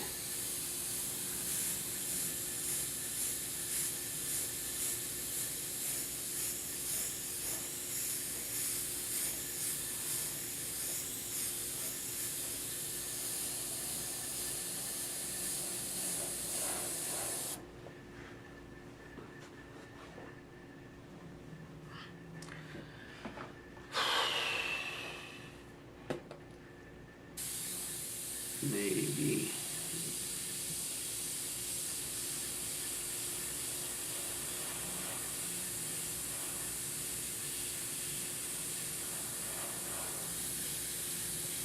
I'm not doing detail with it. I'm just tinting it back, shadowing it.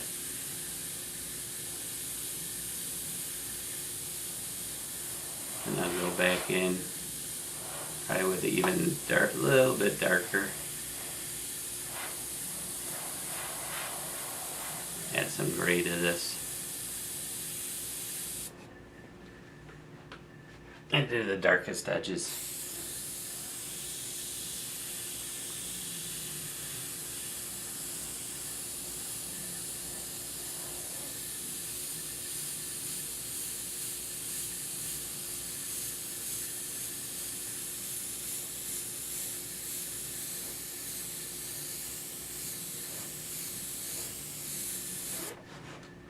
Okay.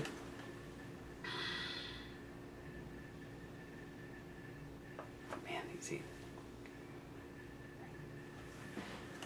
Alright, let's put a little sepia in here. Or some Payne's Gray, I think. I'll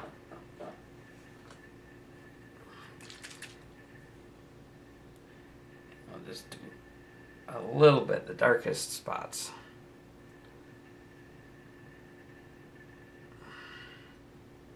Maybe 4 sepia into that. What's left? Not a lot left. Well, there wasn't a lot to begin with. I don't want to use black.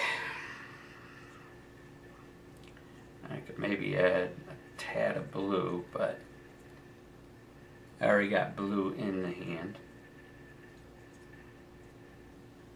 And let's spray this through.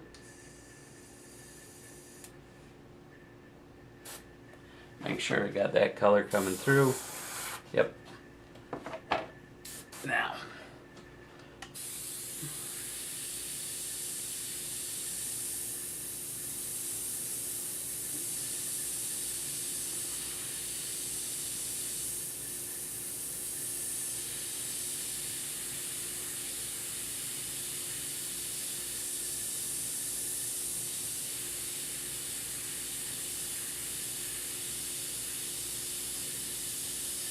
I'm not doing a solid line.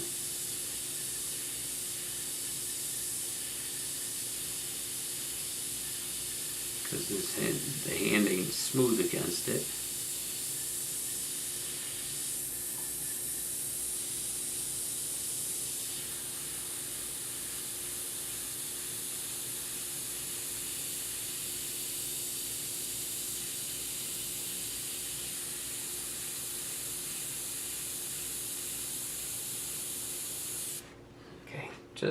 Just against that mainly. Maybe a little over here. Just to darken the edge of the hand.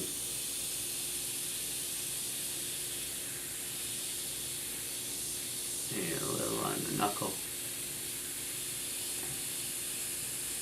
A little on the back of the thumb knuckle down there.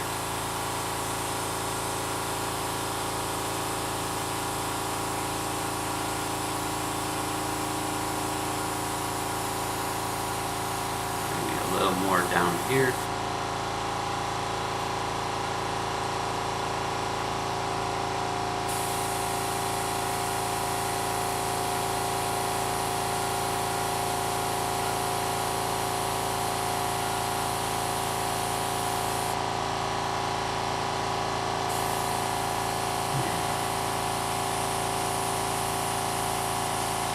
And I don't want a lot up in the fingertips.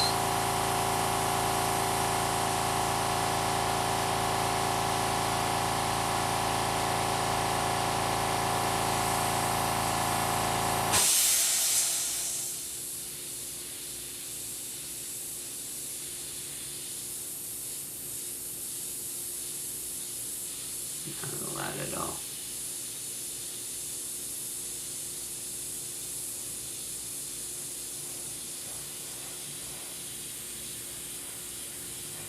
Maybe a little under here.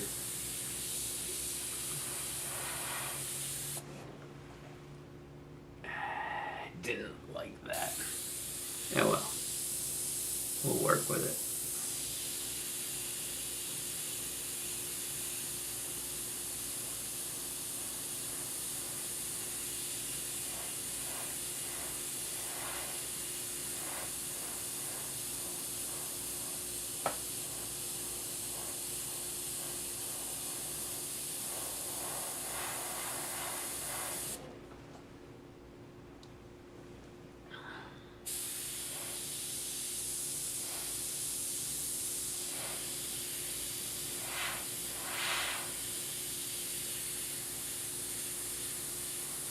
Maybe we should make it a lot stronger on the bottom edges.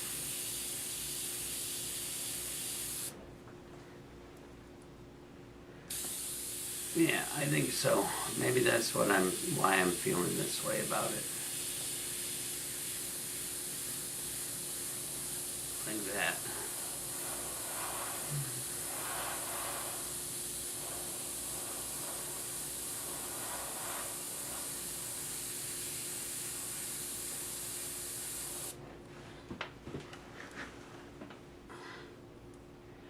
Yeah, I think that was it. Maybe that's what I needed. I just had to get daring.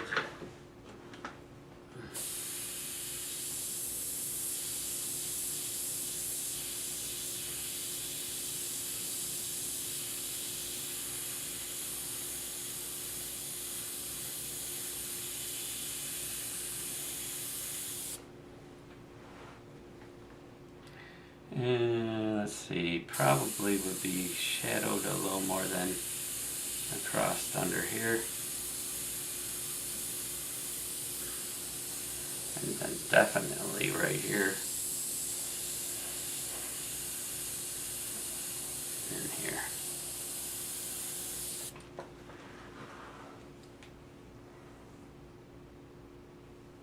I could maybe hit it with a little yellow. What do you think? I'm getting to the point where it's hard for me to tell.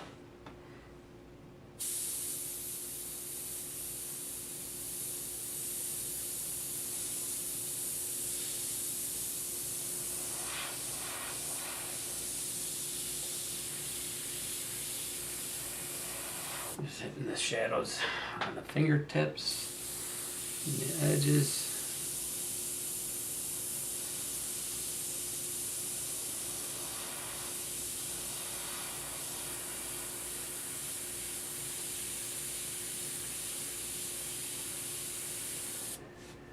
Make it look well as realistic as I can.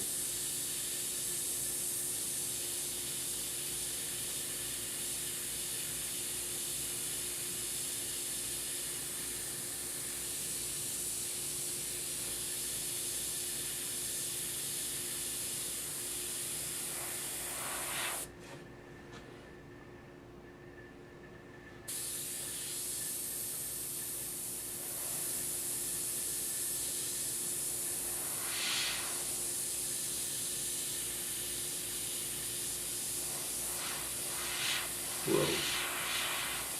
There's some bad aim for you.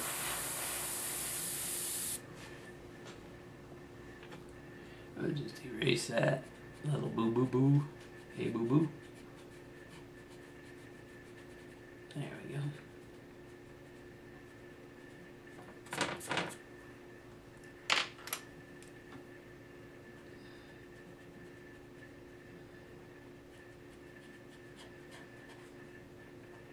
Yeah, be fine.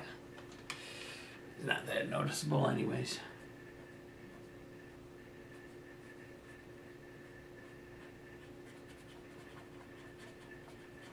Over here. Clean that up a little. I can scratch that right off. Worst come to worst. I'll clean that right up. Okay, I'll do that later. But anyways.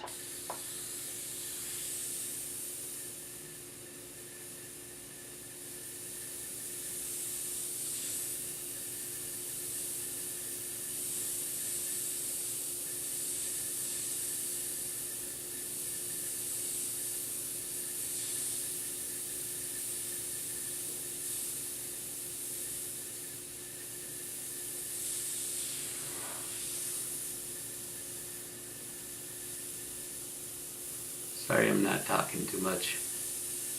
Trying to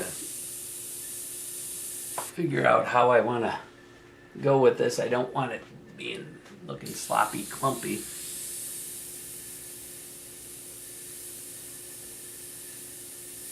I really think I need some stronger shadowing on the bottom of these fingers' edge.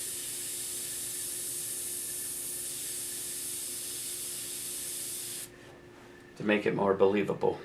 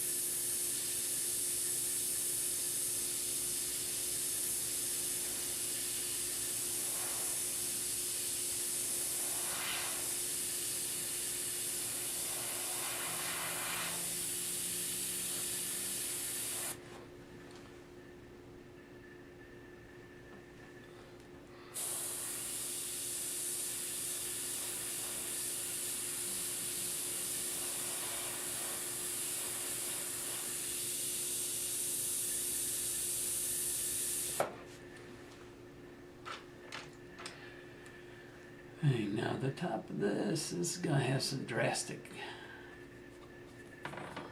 in there. Again, on this side of the hand, maybe we'll go even more.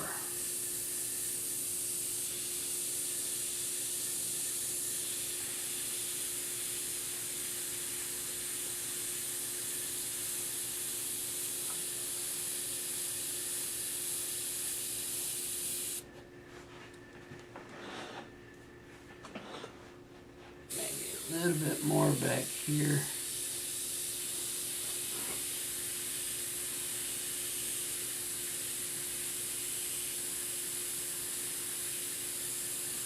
And down here.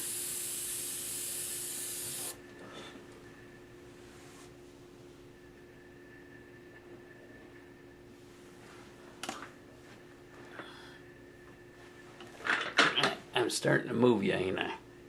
Oh, no. Caught the stinking edge.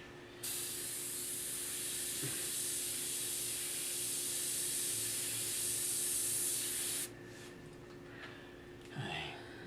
Over here, this thumb never looks right. Okay. More rounded.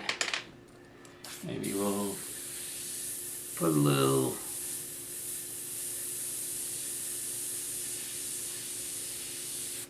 there. And clean that. And there.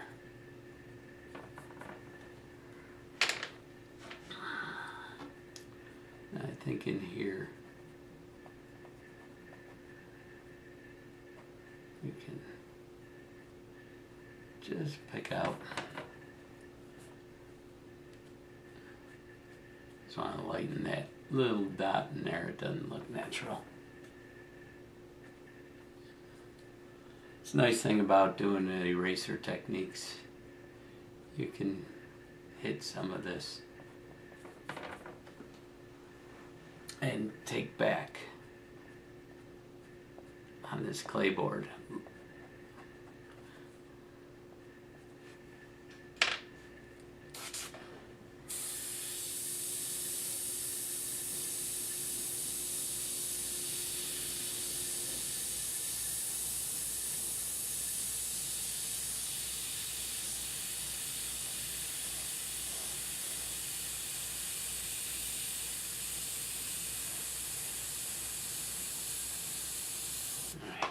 Right about like that.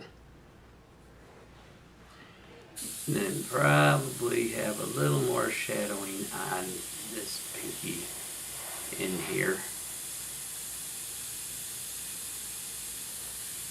And then in between these fingers.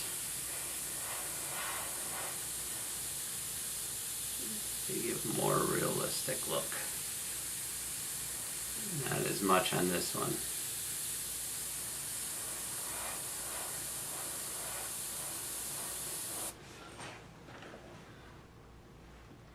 Okay, are you feeling me?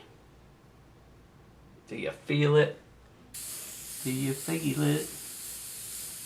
And probably on the back side of this arm. And then down in here.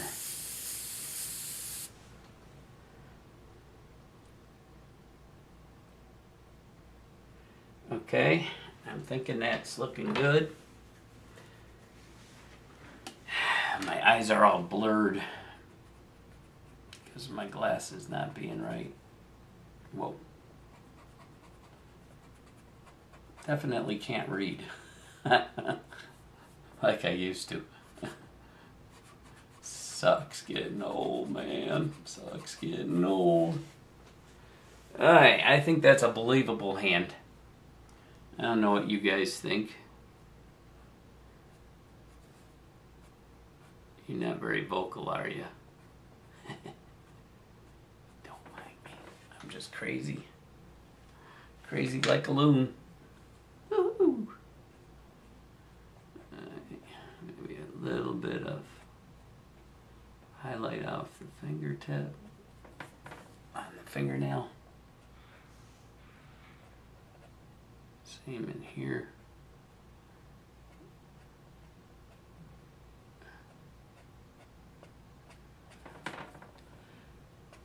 I'm telling you. Who's watching? Yeah.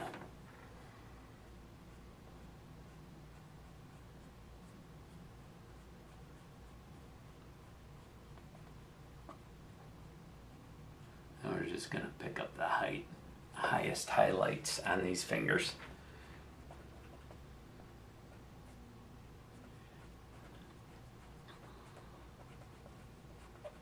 Gotta remember that angel's there. He's bright. The description said that their clothes were like white as wool.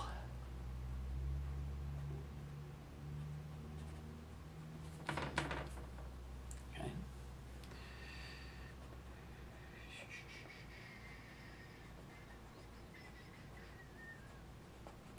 Pull this across.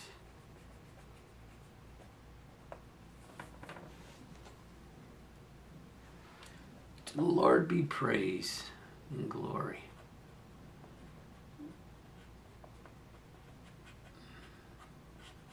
Okay. I think those are believable fingers for this shepherd man in the night.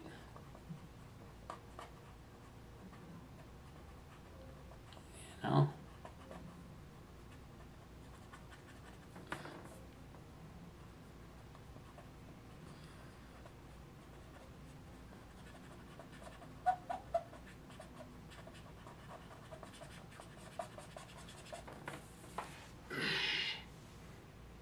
And I might just do that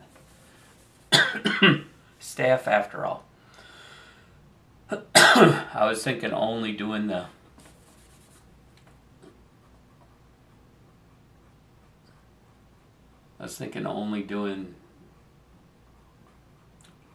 hand, but I don't want to carry this series way too far. I mean,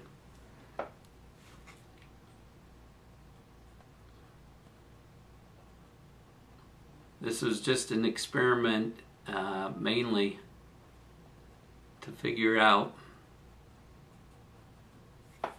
if this type of format would work better for viewers. That way they wouldn't have no 8-hour video to try to follow.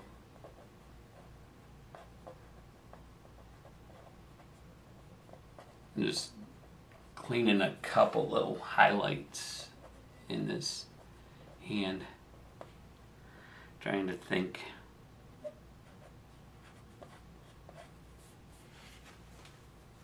Probably like so. And over here, I'm not liking this too much, so let's do some texture up into this. Just lightly going up.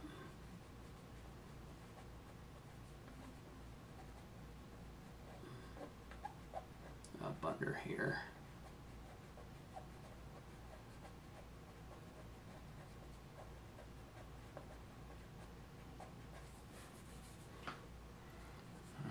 And maybe a little here, just a little.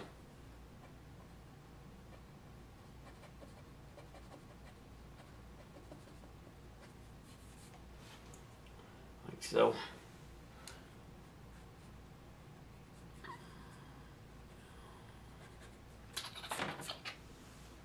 Alright, well, like I said, I wanted to clean this up.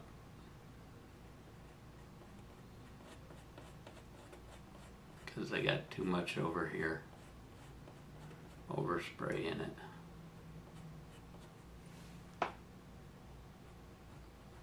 Hard part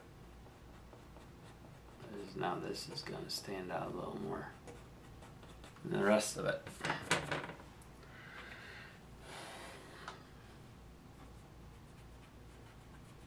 Because of all the overspray.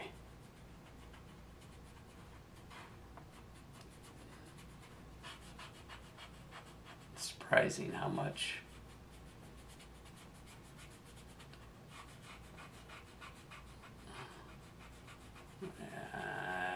okay, right there.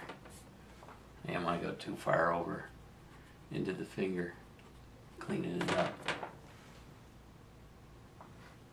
Same over here.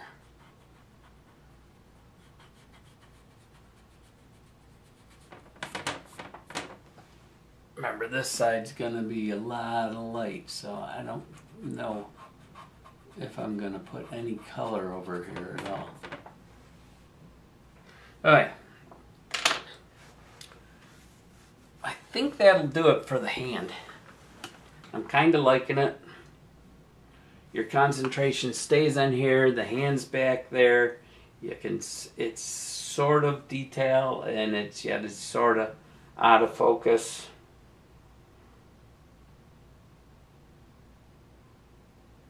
And I think once I put that staff in there and contrast it, I think it'll work better. So, what say we take this gray and we just start working in some of that gray detail in the wood.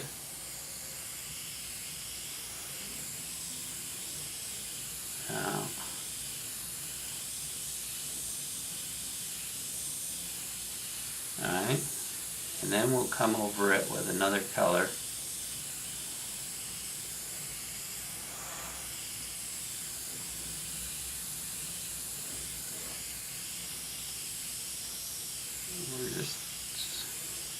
It's going to be, you know, quite worn and weathered.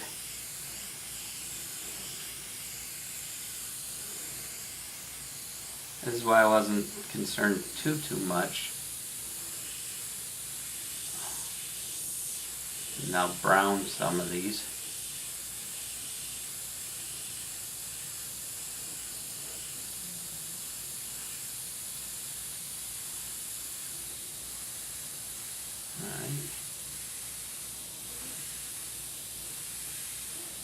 These can also have some blue in them, so even.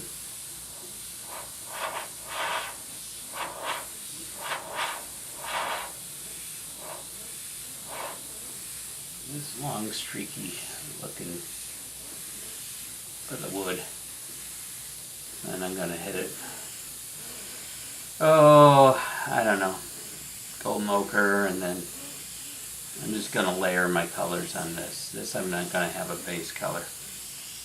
Just doing in the pattern of the wood is all I'm doing.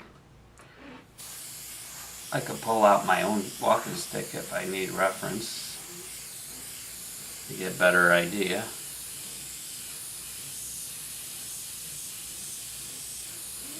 But this is just,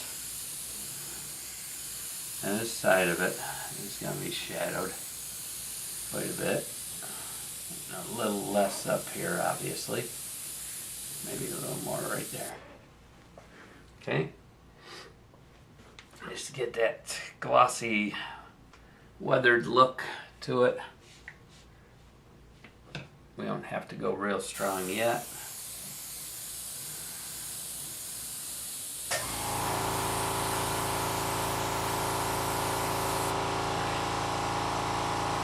Lighter up top, darker down the bottom.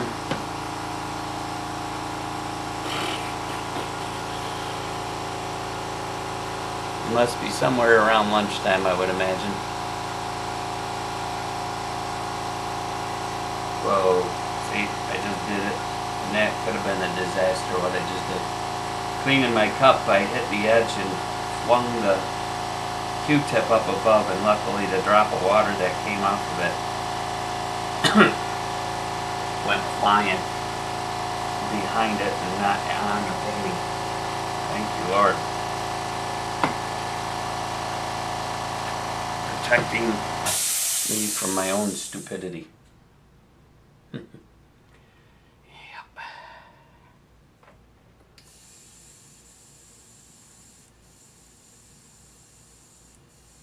We're gonna miss the entire thing with,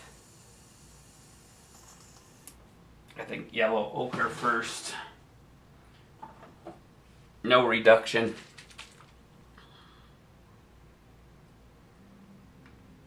No water.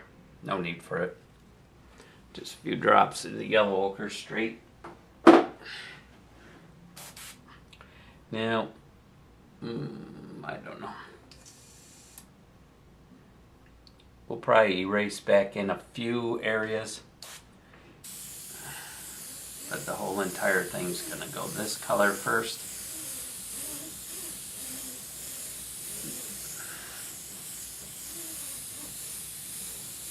Then we'll erase back into it. Let me get up. I'm gonna stand up for this part, so I can get free motion in my hand and my arm. Moving my entire arms, not my wrists. There's a key thing for you. If you're paying attention, do not move just your hands and your wrist. Alright, that's good. Now let's go into our red. We can leave that yellow ochre right into it. We're going to use our red ochre, I think. We're not going to do the entire thing with red ochre. You know what? I am going to get, because I want this staff to look believable. You know, I put so much time and effort. Just to use as a little bit of a reference idea. Princess, you didn't eat it all. Isn't that good?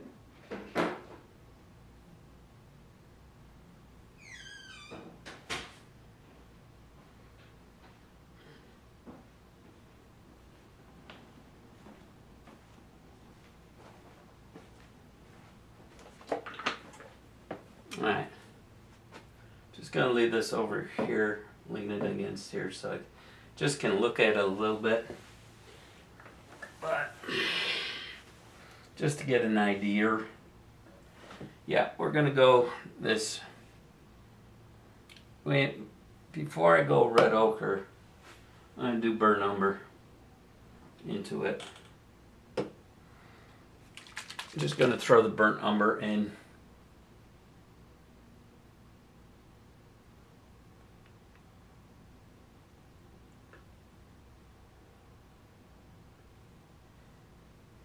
Yeah, I did grab burnt umber. Just making sure I grab the right paint. Yep, it's noon. I knew it. I had a feeling. Had a feeling.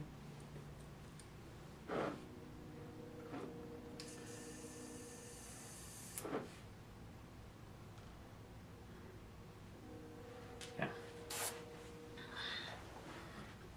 Now, we're just gonna take this burnt umber. We're not gonna do the whole entire thing with it.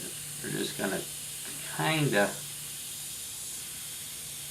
because this is a really kind of gray looking without it being reduced.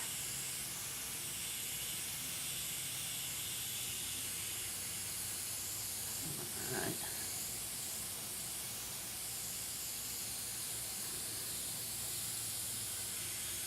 This is just going to be the shadowy part of this.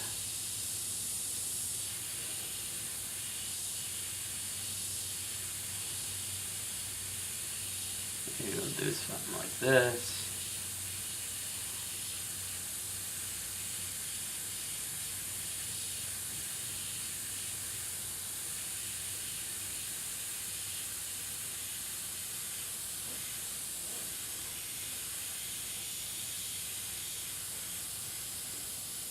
I mean, this is nature. There's patterns in it, in nature, even with randomness. Now the side of this is going to get kind of dark.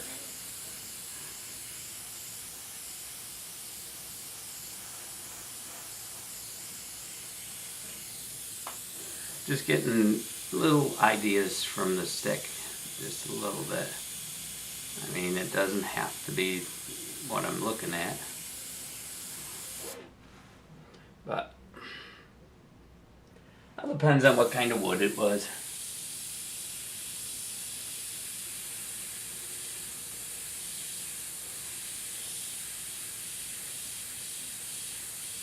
Maybe something in here like so. Now over in these spots, I can shadow this.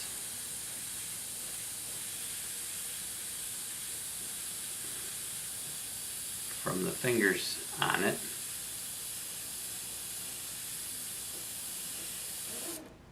You know, casting a little bit of a shadow on it. That's why my fingertips look so big that I drew. It was also a part of the shadowing on the stick.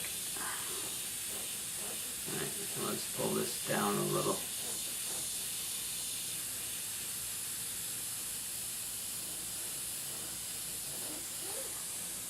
Alright, and up here, we'll do the same. I think I'm going to stand up in a second.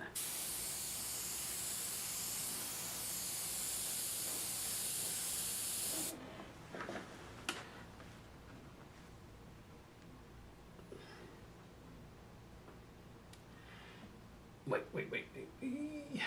Before I go and do that, let's get up here.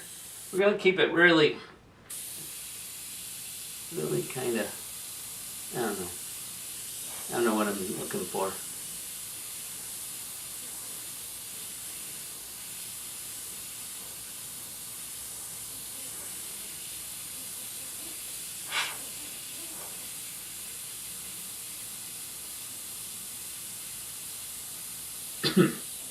Not good for me to be right up on this.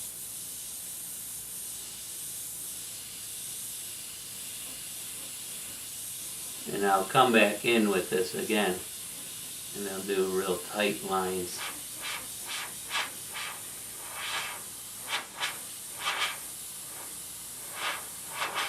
And I'll do a little,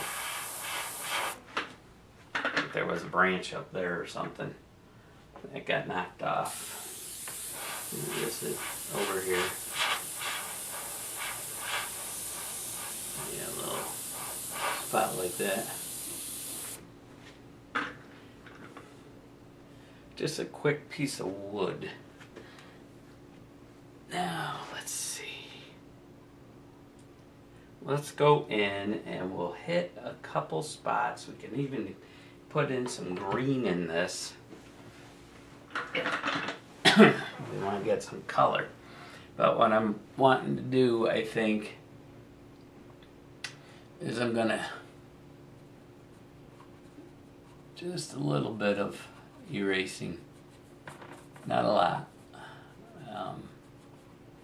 some contrast,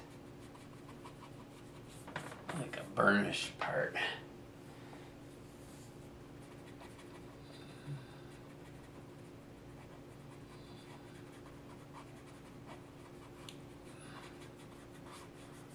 because I can't pull streaks in this, like, you know, little tips and tricks, because it's not the right material. You can do that on metal and pull it to make it look like wood. But this has got to look weathered, worn, smooth. It's got to have a glossy look because his hand's been on it for a long time. You know what I'm saying? And it's weathered smooth. All right. Pull these streaks over in here. The center of this is going to be brighter than the outer edges. So let's do something here. Almost like there was another notch in this wood from a limb. And same down here, we'll just start pulling some.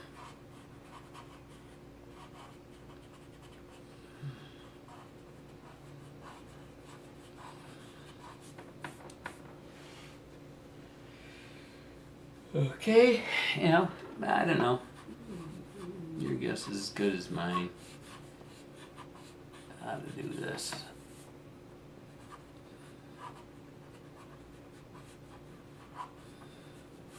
Kind of something like that maybe.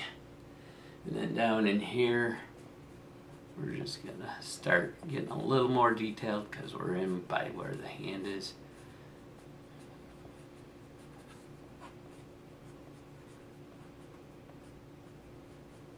Just gotta be careful I don't pull over the fingers that I've made.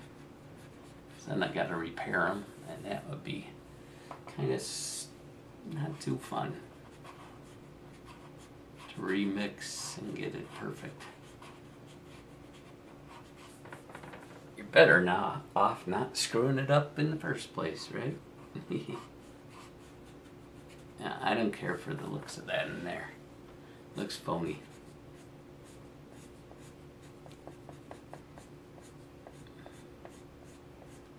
Right. It's pulling along. Eraser marks.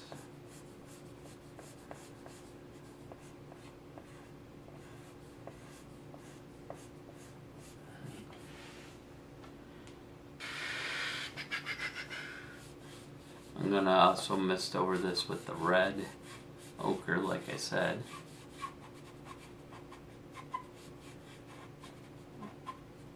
Pull some of these.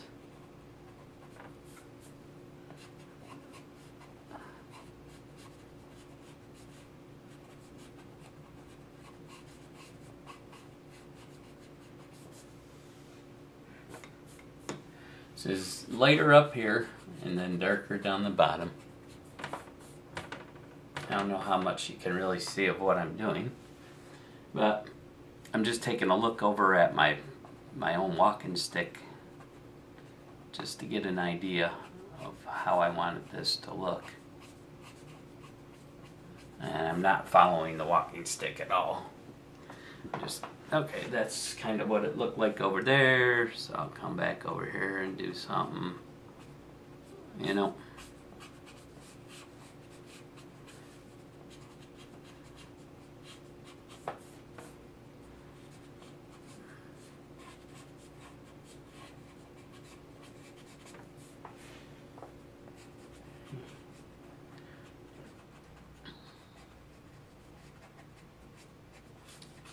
And up and down. Like I said, very weathered.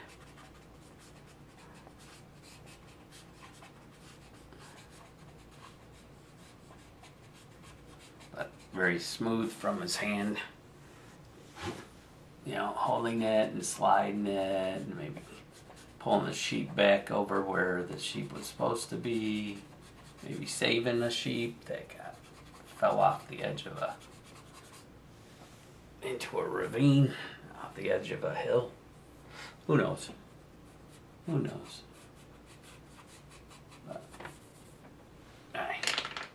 let's take this color. Before I take it out again, we'll just mist in from the outside edge again.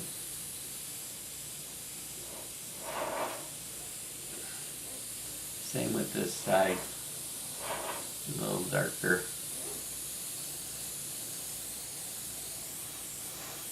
Get more of that round look. I just had a real good thought, and I don't know if it's something I could do even. But, alright. I think that's enough of that color for the moment. I can come back in later and detail it.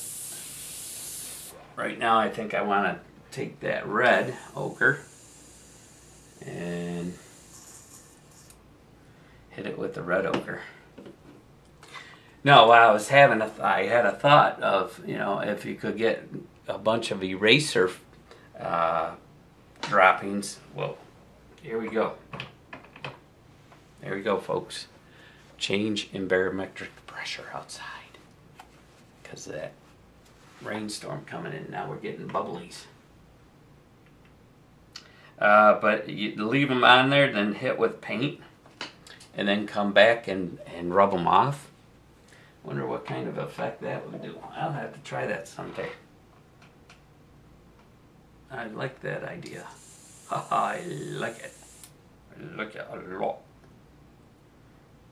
Yes, that's a Jim Carrey line. Alright, we're not going to do...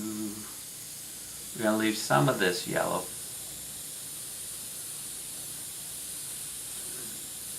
Maybe make some of this get this red.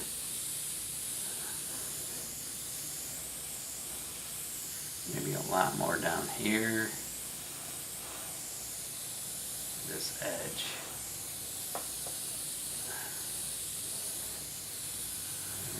Same with that edge.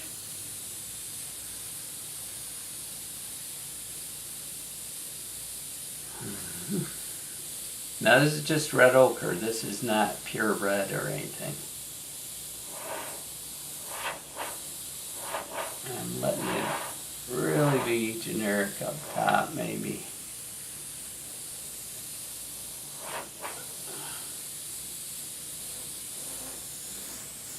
You know, something.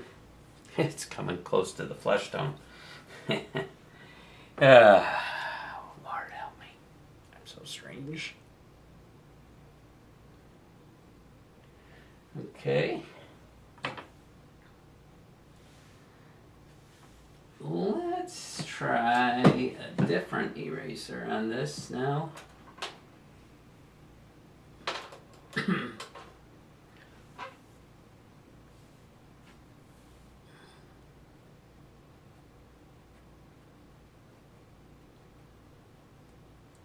We're just gonna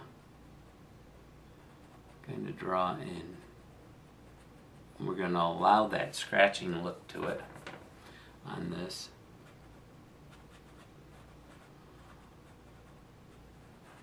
Yeah, that's looking good. We're just pulling lines.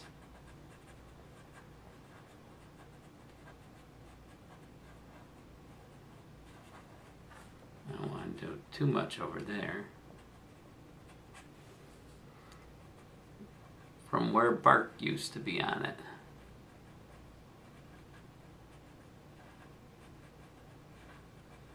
We're not taking it all off, we're just scratching lines.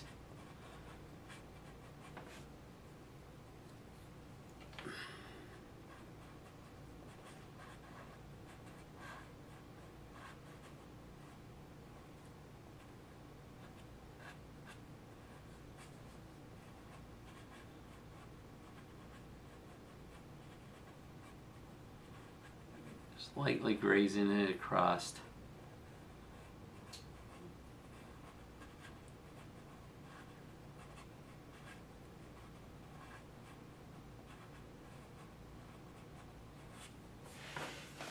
Oof, that is fantastic. Thank you, Lord, for that inspiration of something I could use.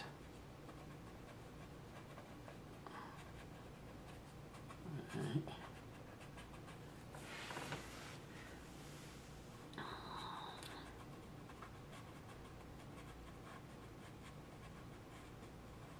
I think for my next trick, for my next color, I'll probably go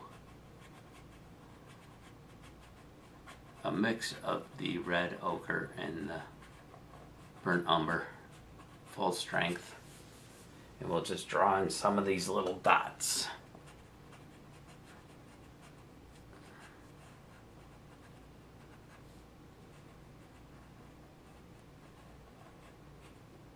I gotta make some of these over onto the edge, but I don't want to pull them onto the hand. Like so.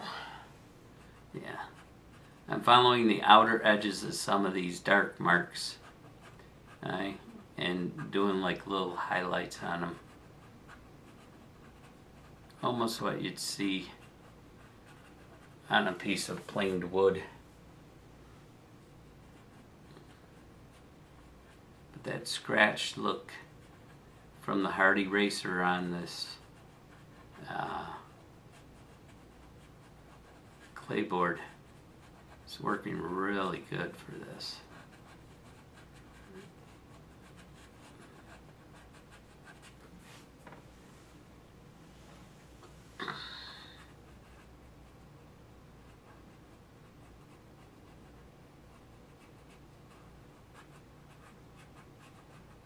And we won't do a lot with the red ochre and burnt umber. Just a little. Maybe there's a notch in the wood right here. Or a small twig was coming out of it. Yeah, remember this is a branch of a tree.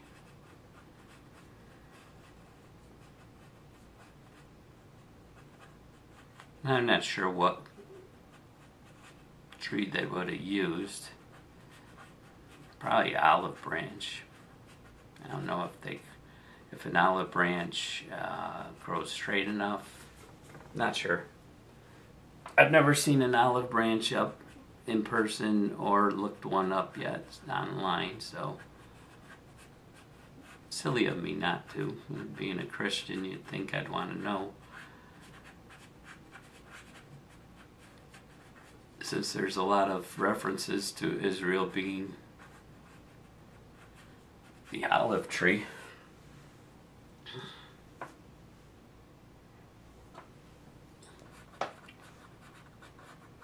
And then, of course, when the Lord cursed the one olive tree because it was supposed to have fruit on it, or olives. Not olives, that's a fig tree. What am I saying? Not an olive. Fig trees.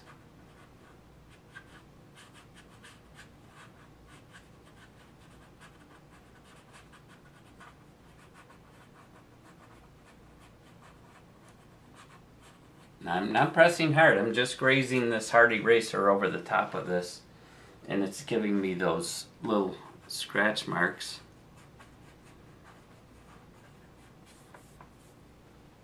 Alright, and finish up here. Don't have to do. I want to keep this is getting out of the focal point of the painting. So up here I'm lighter and looser. Now if I put in a background color,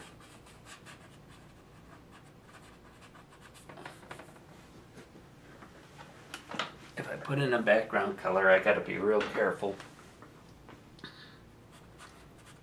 To make it look correct, because if this is too light, it's not gonna look like part of the painting, part of the actual scene. I'm paying attention to where I've got some of these dark marks running around the edges.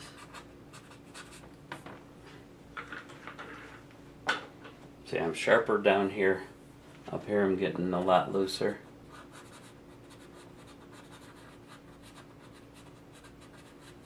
Only because it's going out of focus, plus I got a lot more light reflecting on this branch staff up here.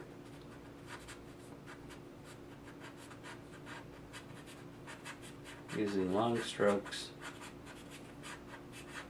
dragging that eraser. Right now I'm in a painter's stance, from a distance, standing. It's easier to work up here at this point.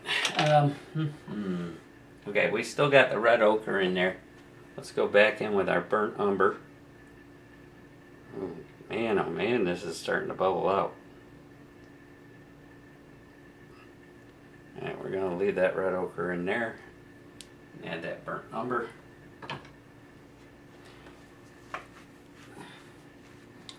I don't think I want to go any gray in it. We'll just mix those two together down in the cup.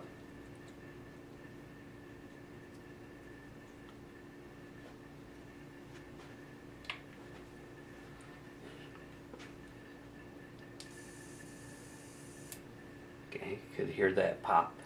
A little psh.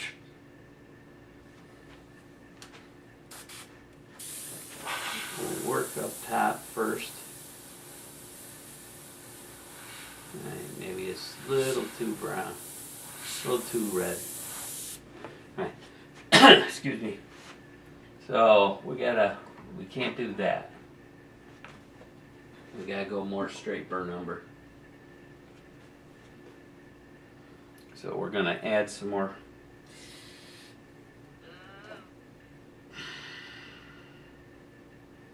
You know what? Let's do this. Let's put sepia smoke in there. And that'll just darken my brown.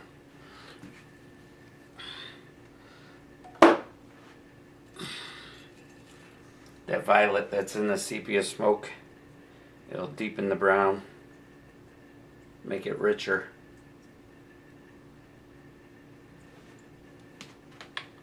Okay. Because I had that red ochre still in there. Let's see what our color looks like. Yeah, that's fine. That's fine. I can deal with that.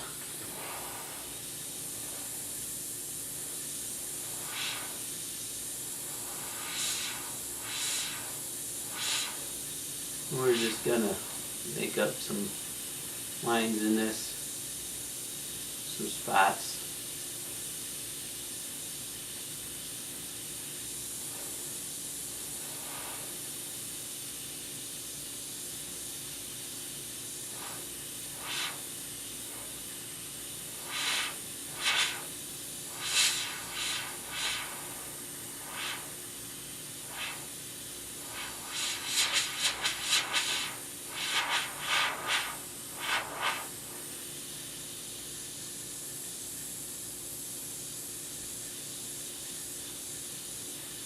Doing short little dagger strokes just to get the idea of what would have been bark on this.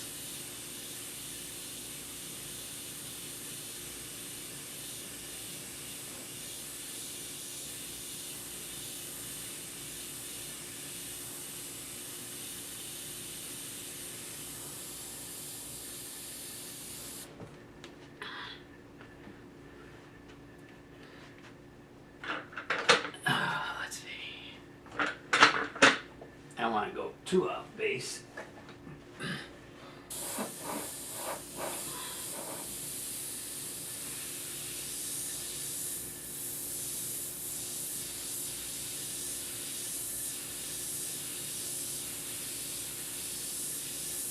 Let's do a little pattern here. Maybe something like this.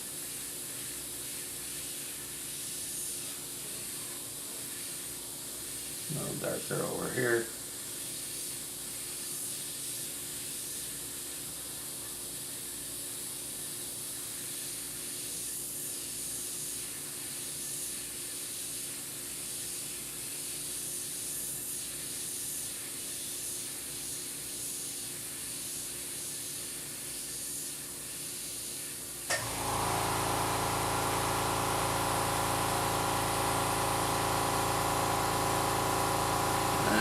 Darker in there. You wouldn't have a highlight going in between the fingers.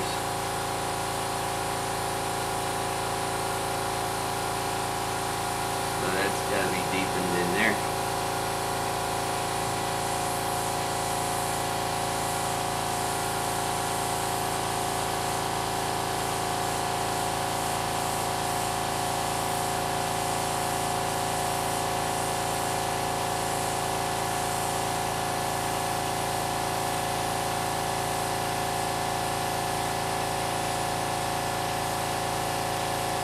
Now I'm just, since I did all that scratching down in here, I can just smooth this in a little more. More just misting strokes up and down on that. Same down here. I'll leave some spots a little untouched, maybe, by that color. Yeah, I'm thinking this is looking like a nice staff. You know, colors are tied together.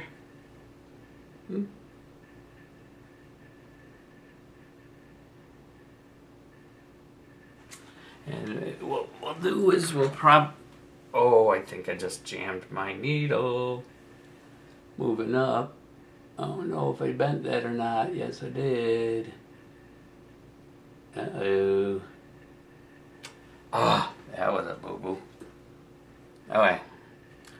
I'm going to have to straighten my needle. Let me see what kind of... I can still use it, but afterwards I'm going to have to hit this with the sharpener.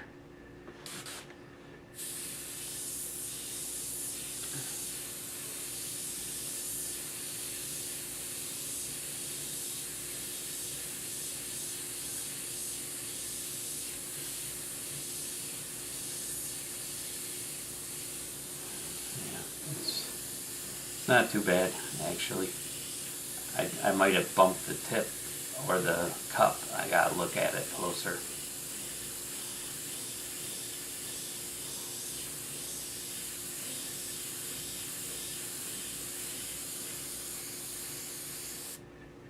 Okay. I moved my chair and I had my brush in front of me.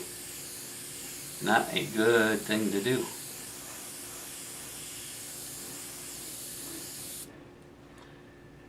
Let's see, maybe we can take now. I don't know if I bent it or not. It kind of looked like it. I think I got a spare even if it's beyond repair, but most likely I'll be able to touch it up. And now I'm just going to take some of this and I'll work some of these spots. Not a lot, just a few. Get a few lighter highlights in there.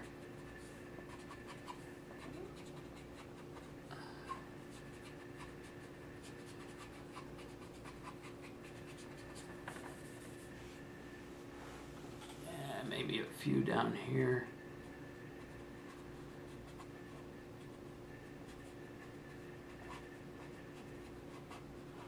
Smudgy looking spots, maybe. Like so.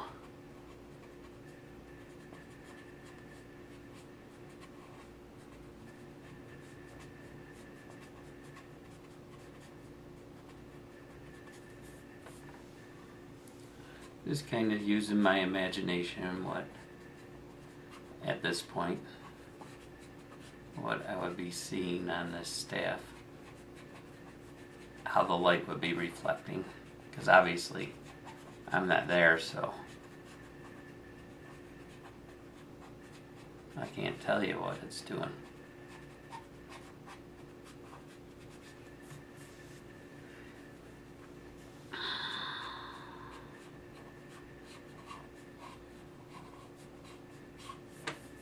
Okay, maybe some.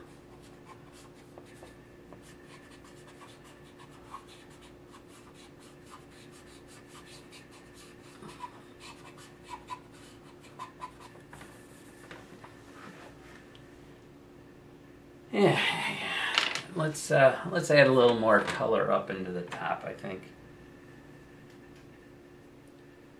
Oh, I don't know, man. I think I just hit the cup. Hard to tell. I'd probably sharpen my needle tip anyways, just to be certain. I mean, my pattern's pretty good. I'm not getting spinning,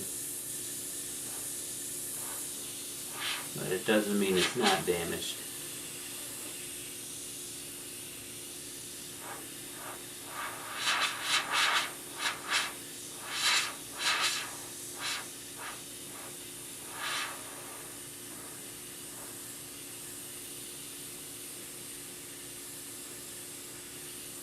Get maybe a couple little scars in here.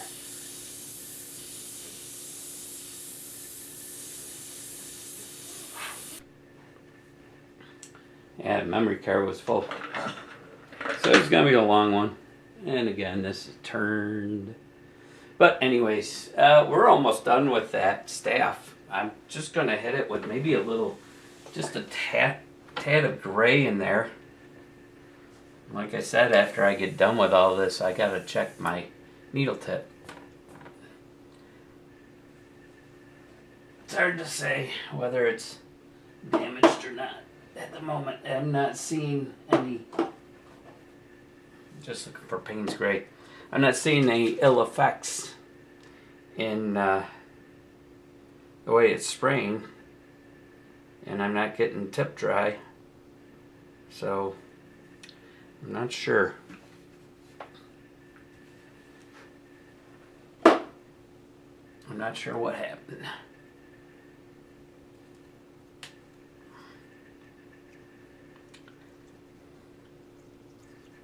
Just trying to finish up this part of it. Then the last part is just going to be deciding what to do.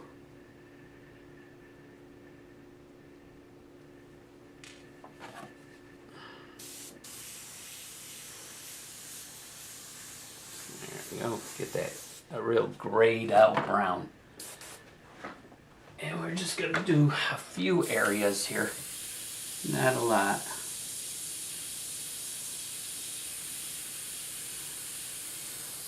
Just a couple, maybe.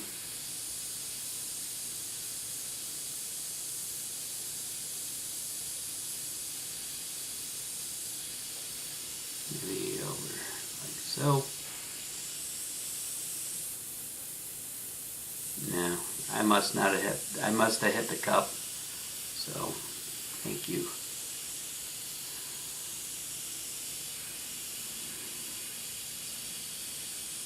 Just shadowing that edge to get definition. Same over here.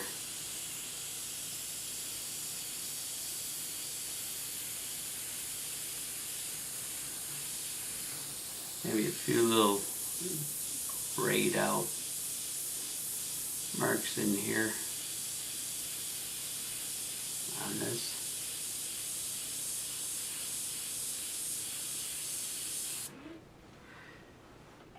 Oh, okay. Just with those colors, I almost got the same color as my flesh tone, man. That's so funny.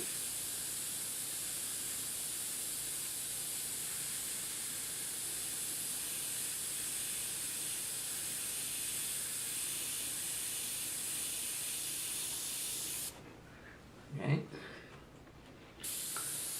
Maybe some over here. This has got to be shadowed in. I think I need a little more gray, actually.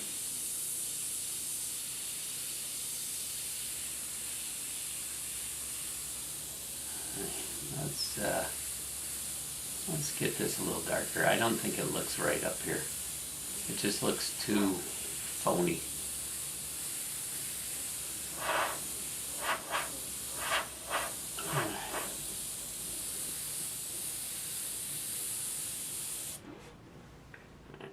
Let's go back in up here with a few of these scratching.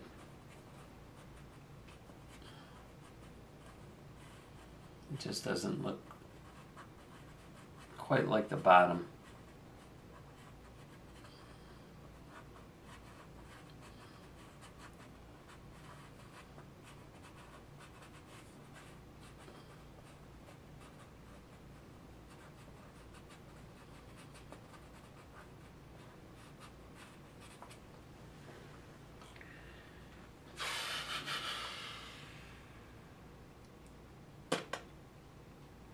And maybe, sorry for my head, I just gotta see where I'm spraying.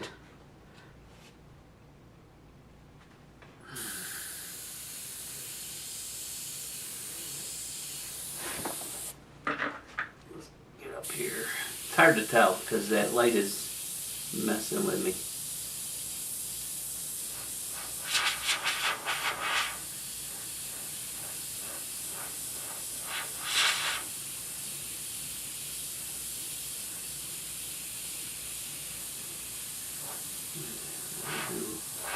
Do something like this. Make it, yeah. That looks better up there. Looks very believable. Now let's maybe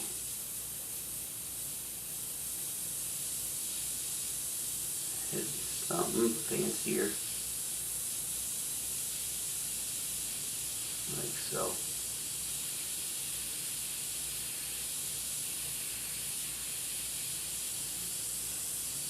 And maybe more shadowy under this than inside of it. Like so.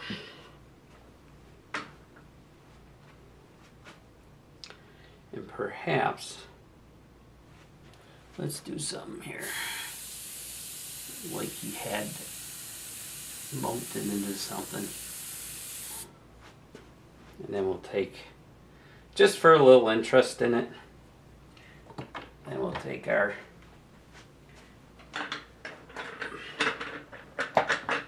eraser, messing with me.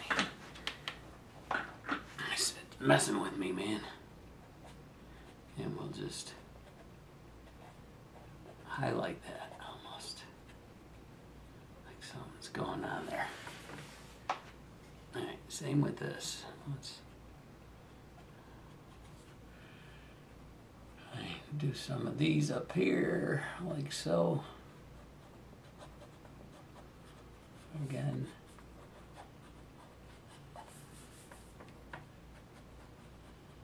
Just trying to get the bottom to look, or the top to look similar to the bottom. I know I want it, like I said, I want it a little more out of focus up top.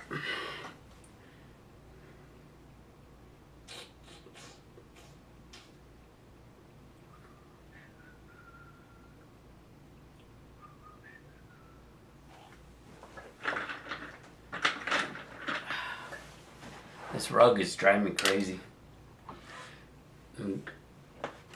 Unfortunately, I'm getting very frustrated with it. Alright. Straight Payne's Gray. Number. And we're going to shadow in around those fingers.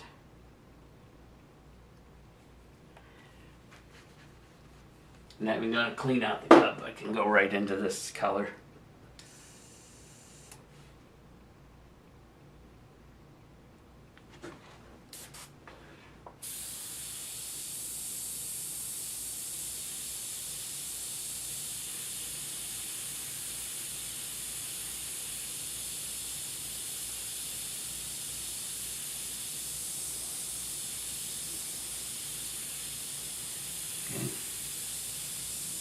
Again here.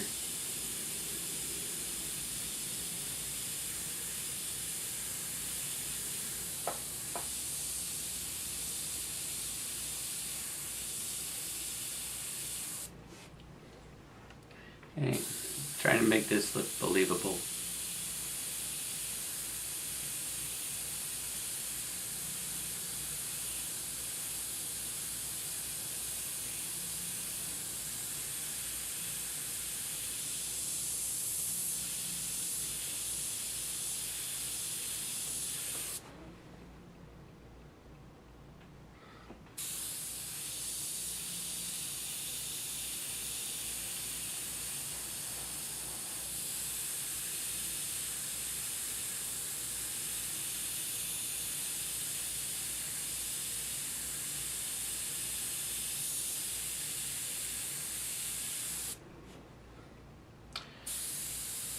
Okay. Now,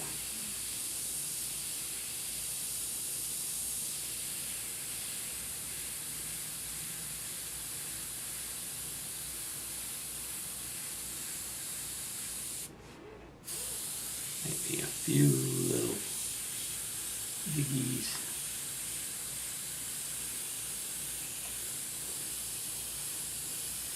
The outer edge.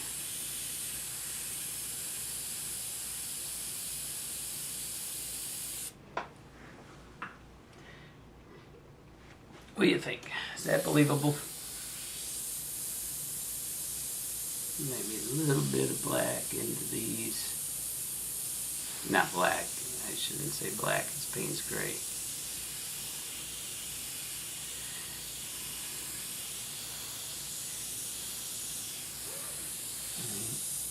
And maybe a little more up here.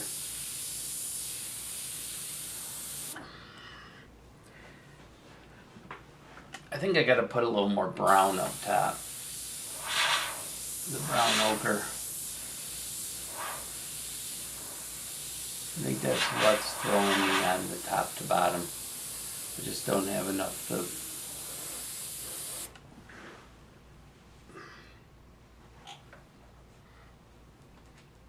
And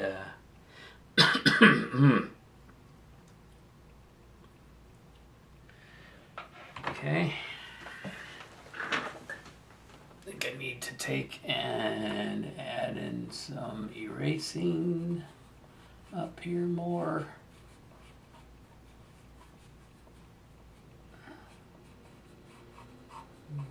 Put just as much detail up here, I guess, as bottom. That's what's bothering me. I mean, it's the same distance away it should be, shouldn't it? I don't know.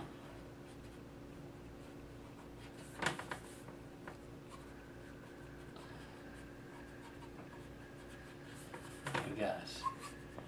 That's looking better.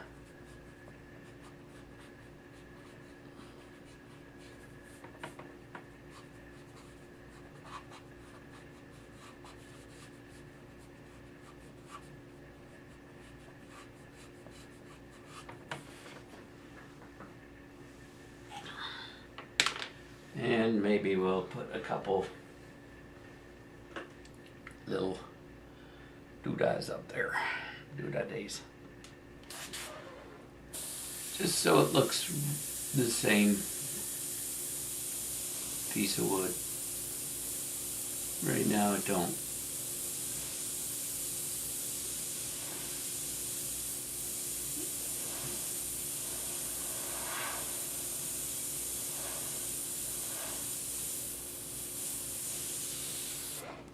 Something like that.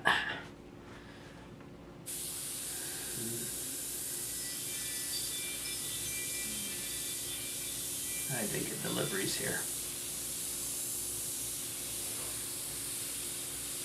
Alright, and we'll mist it over with a little red.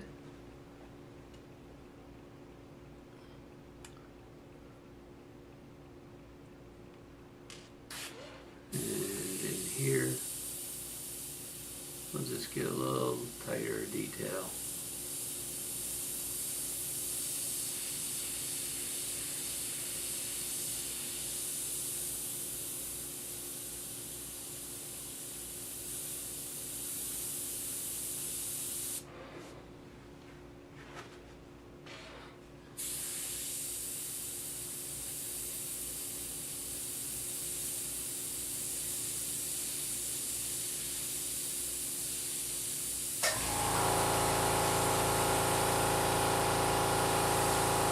This is just Payne's gray. You're getting these little shadowed areas better.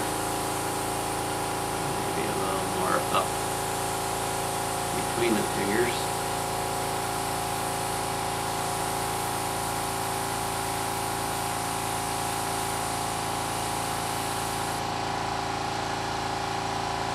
Make that more realistic looking.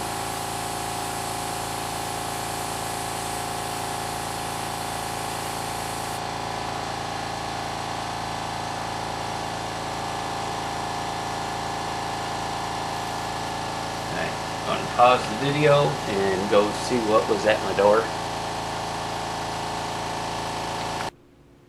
Well, I don't know why there was motion at my front door, but there's nothing out there. The other thing I think I want to do before I go and take this gray out of here, a couple little spots here. Alright, let's make almost like there's a shadow down, running down his arm. I think from the shadow of this on his arm. Alright. Kind of like that. And then maybe we'll shadow the bottom edge of his hand a little more. Where do we need work? Where do we need work?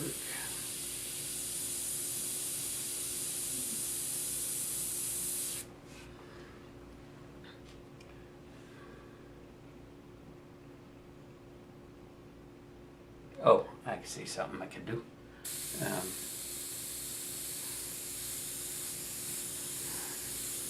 Shadow just the back side here of his arm. Now, for today, my little finishing touches are gonna be, where are you? There you go.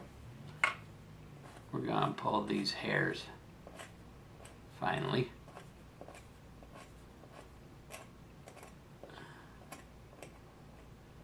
They gotta be connected. They can't be floating in.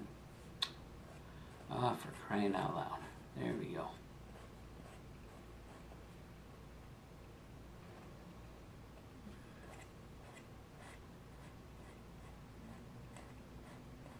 Just a few. Not a lot. Now I'm kind of going around. So.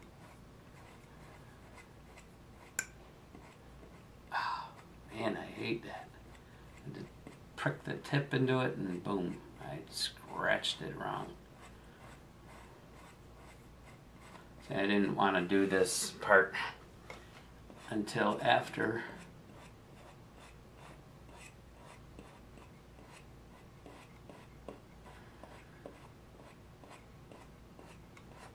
and I don't want these that bright. Word of advice, don't poke your drawing.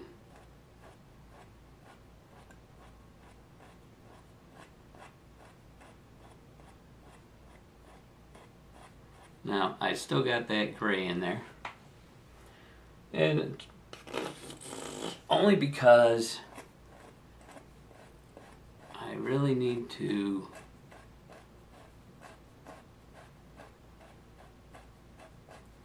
figure out how high I want that beard to stick out up there. I don't want it to go too far because then it's not going to look real.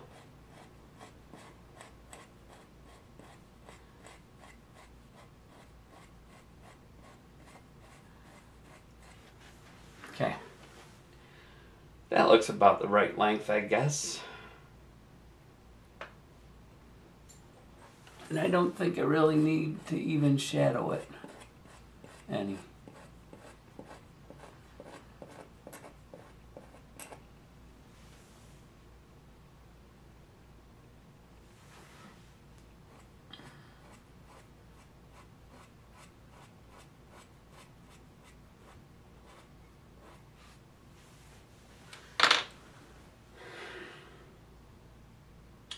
Beautiful.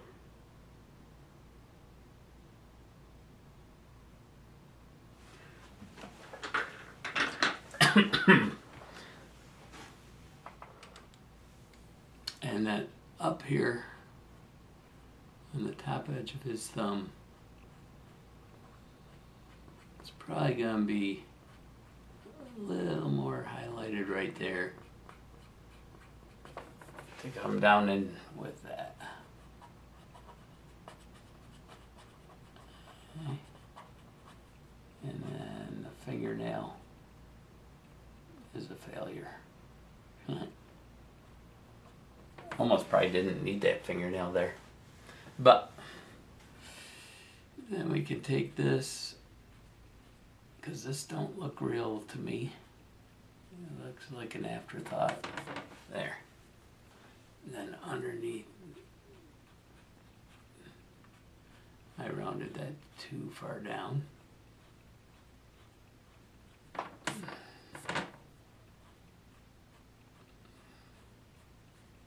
There we go.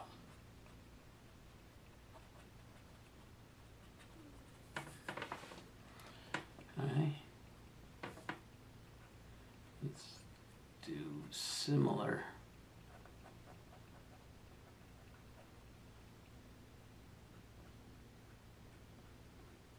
Bring up the tops of those fingers. They're not wanting to come through. And that was my elbow. I didn't need that elbow. Same here. This finger probably be a little bit lighter on top there. Same here. Just like so. Maybe. Let's lighten this up. Same here.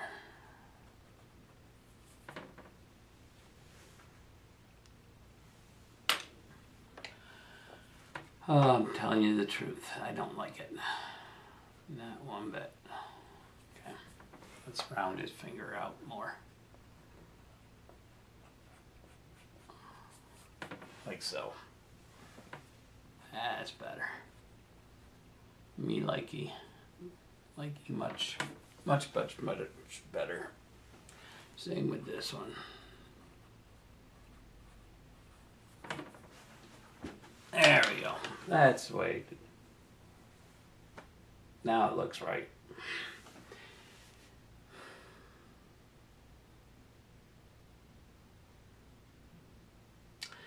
I think that's where I'm going to leave off for today. It's been quite a long lesson on how to screw things up. Ha ha ha, right? How to mess it up is what I did today. Just cleaning up some of this overspray on here from where the arm is to the shepherd staff. Let me take a look back here, see what I think.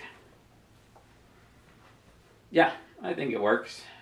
It's believable hand. With the colors of the flesh tone to the face, a little bit out of focus so that your attention stays on the face. So I think that'll work. Whoa, I got zapped. I'm going to move you over like we've been doing so you can get a better look. See? Add it. So we're almost complete. It's pretty much just the background, maybe a few final touches, but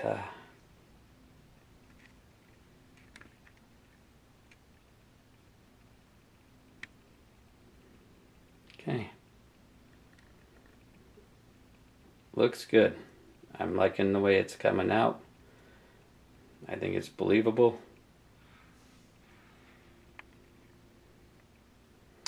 And now I gotta go check my needle. Make sure I didn't destroy the tip of the needle. I don't think I did. I think I hit the cup and I thought I hit it. But hey, accidents happen.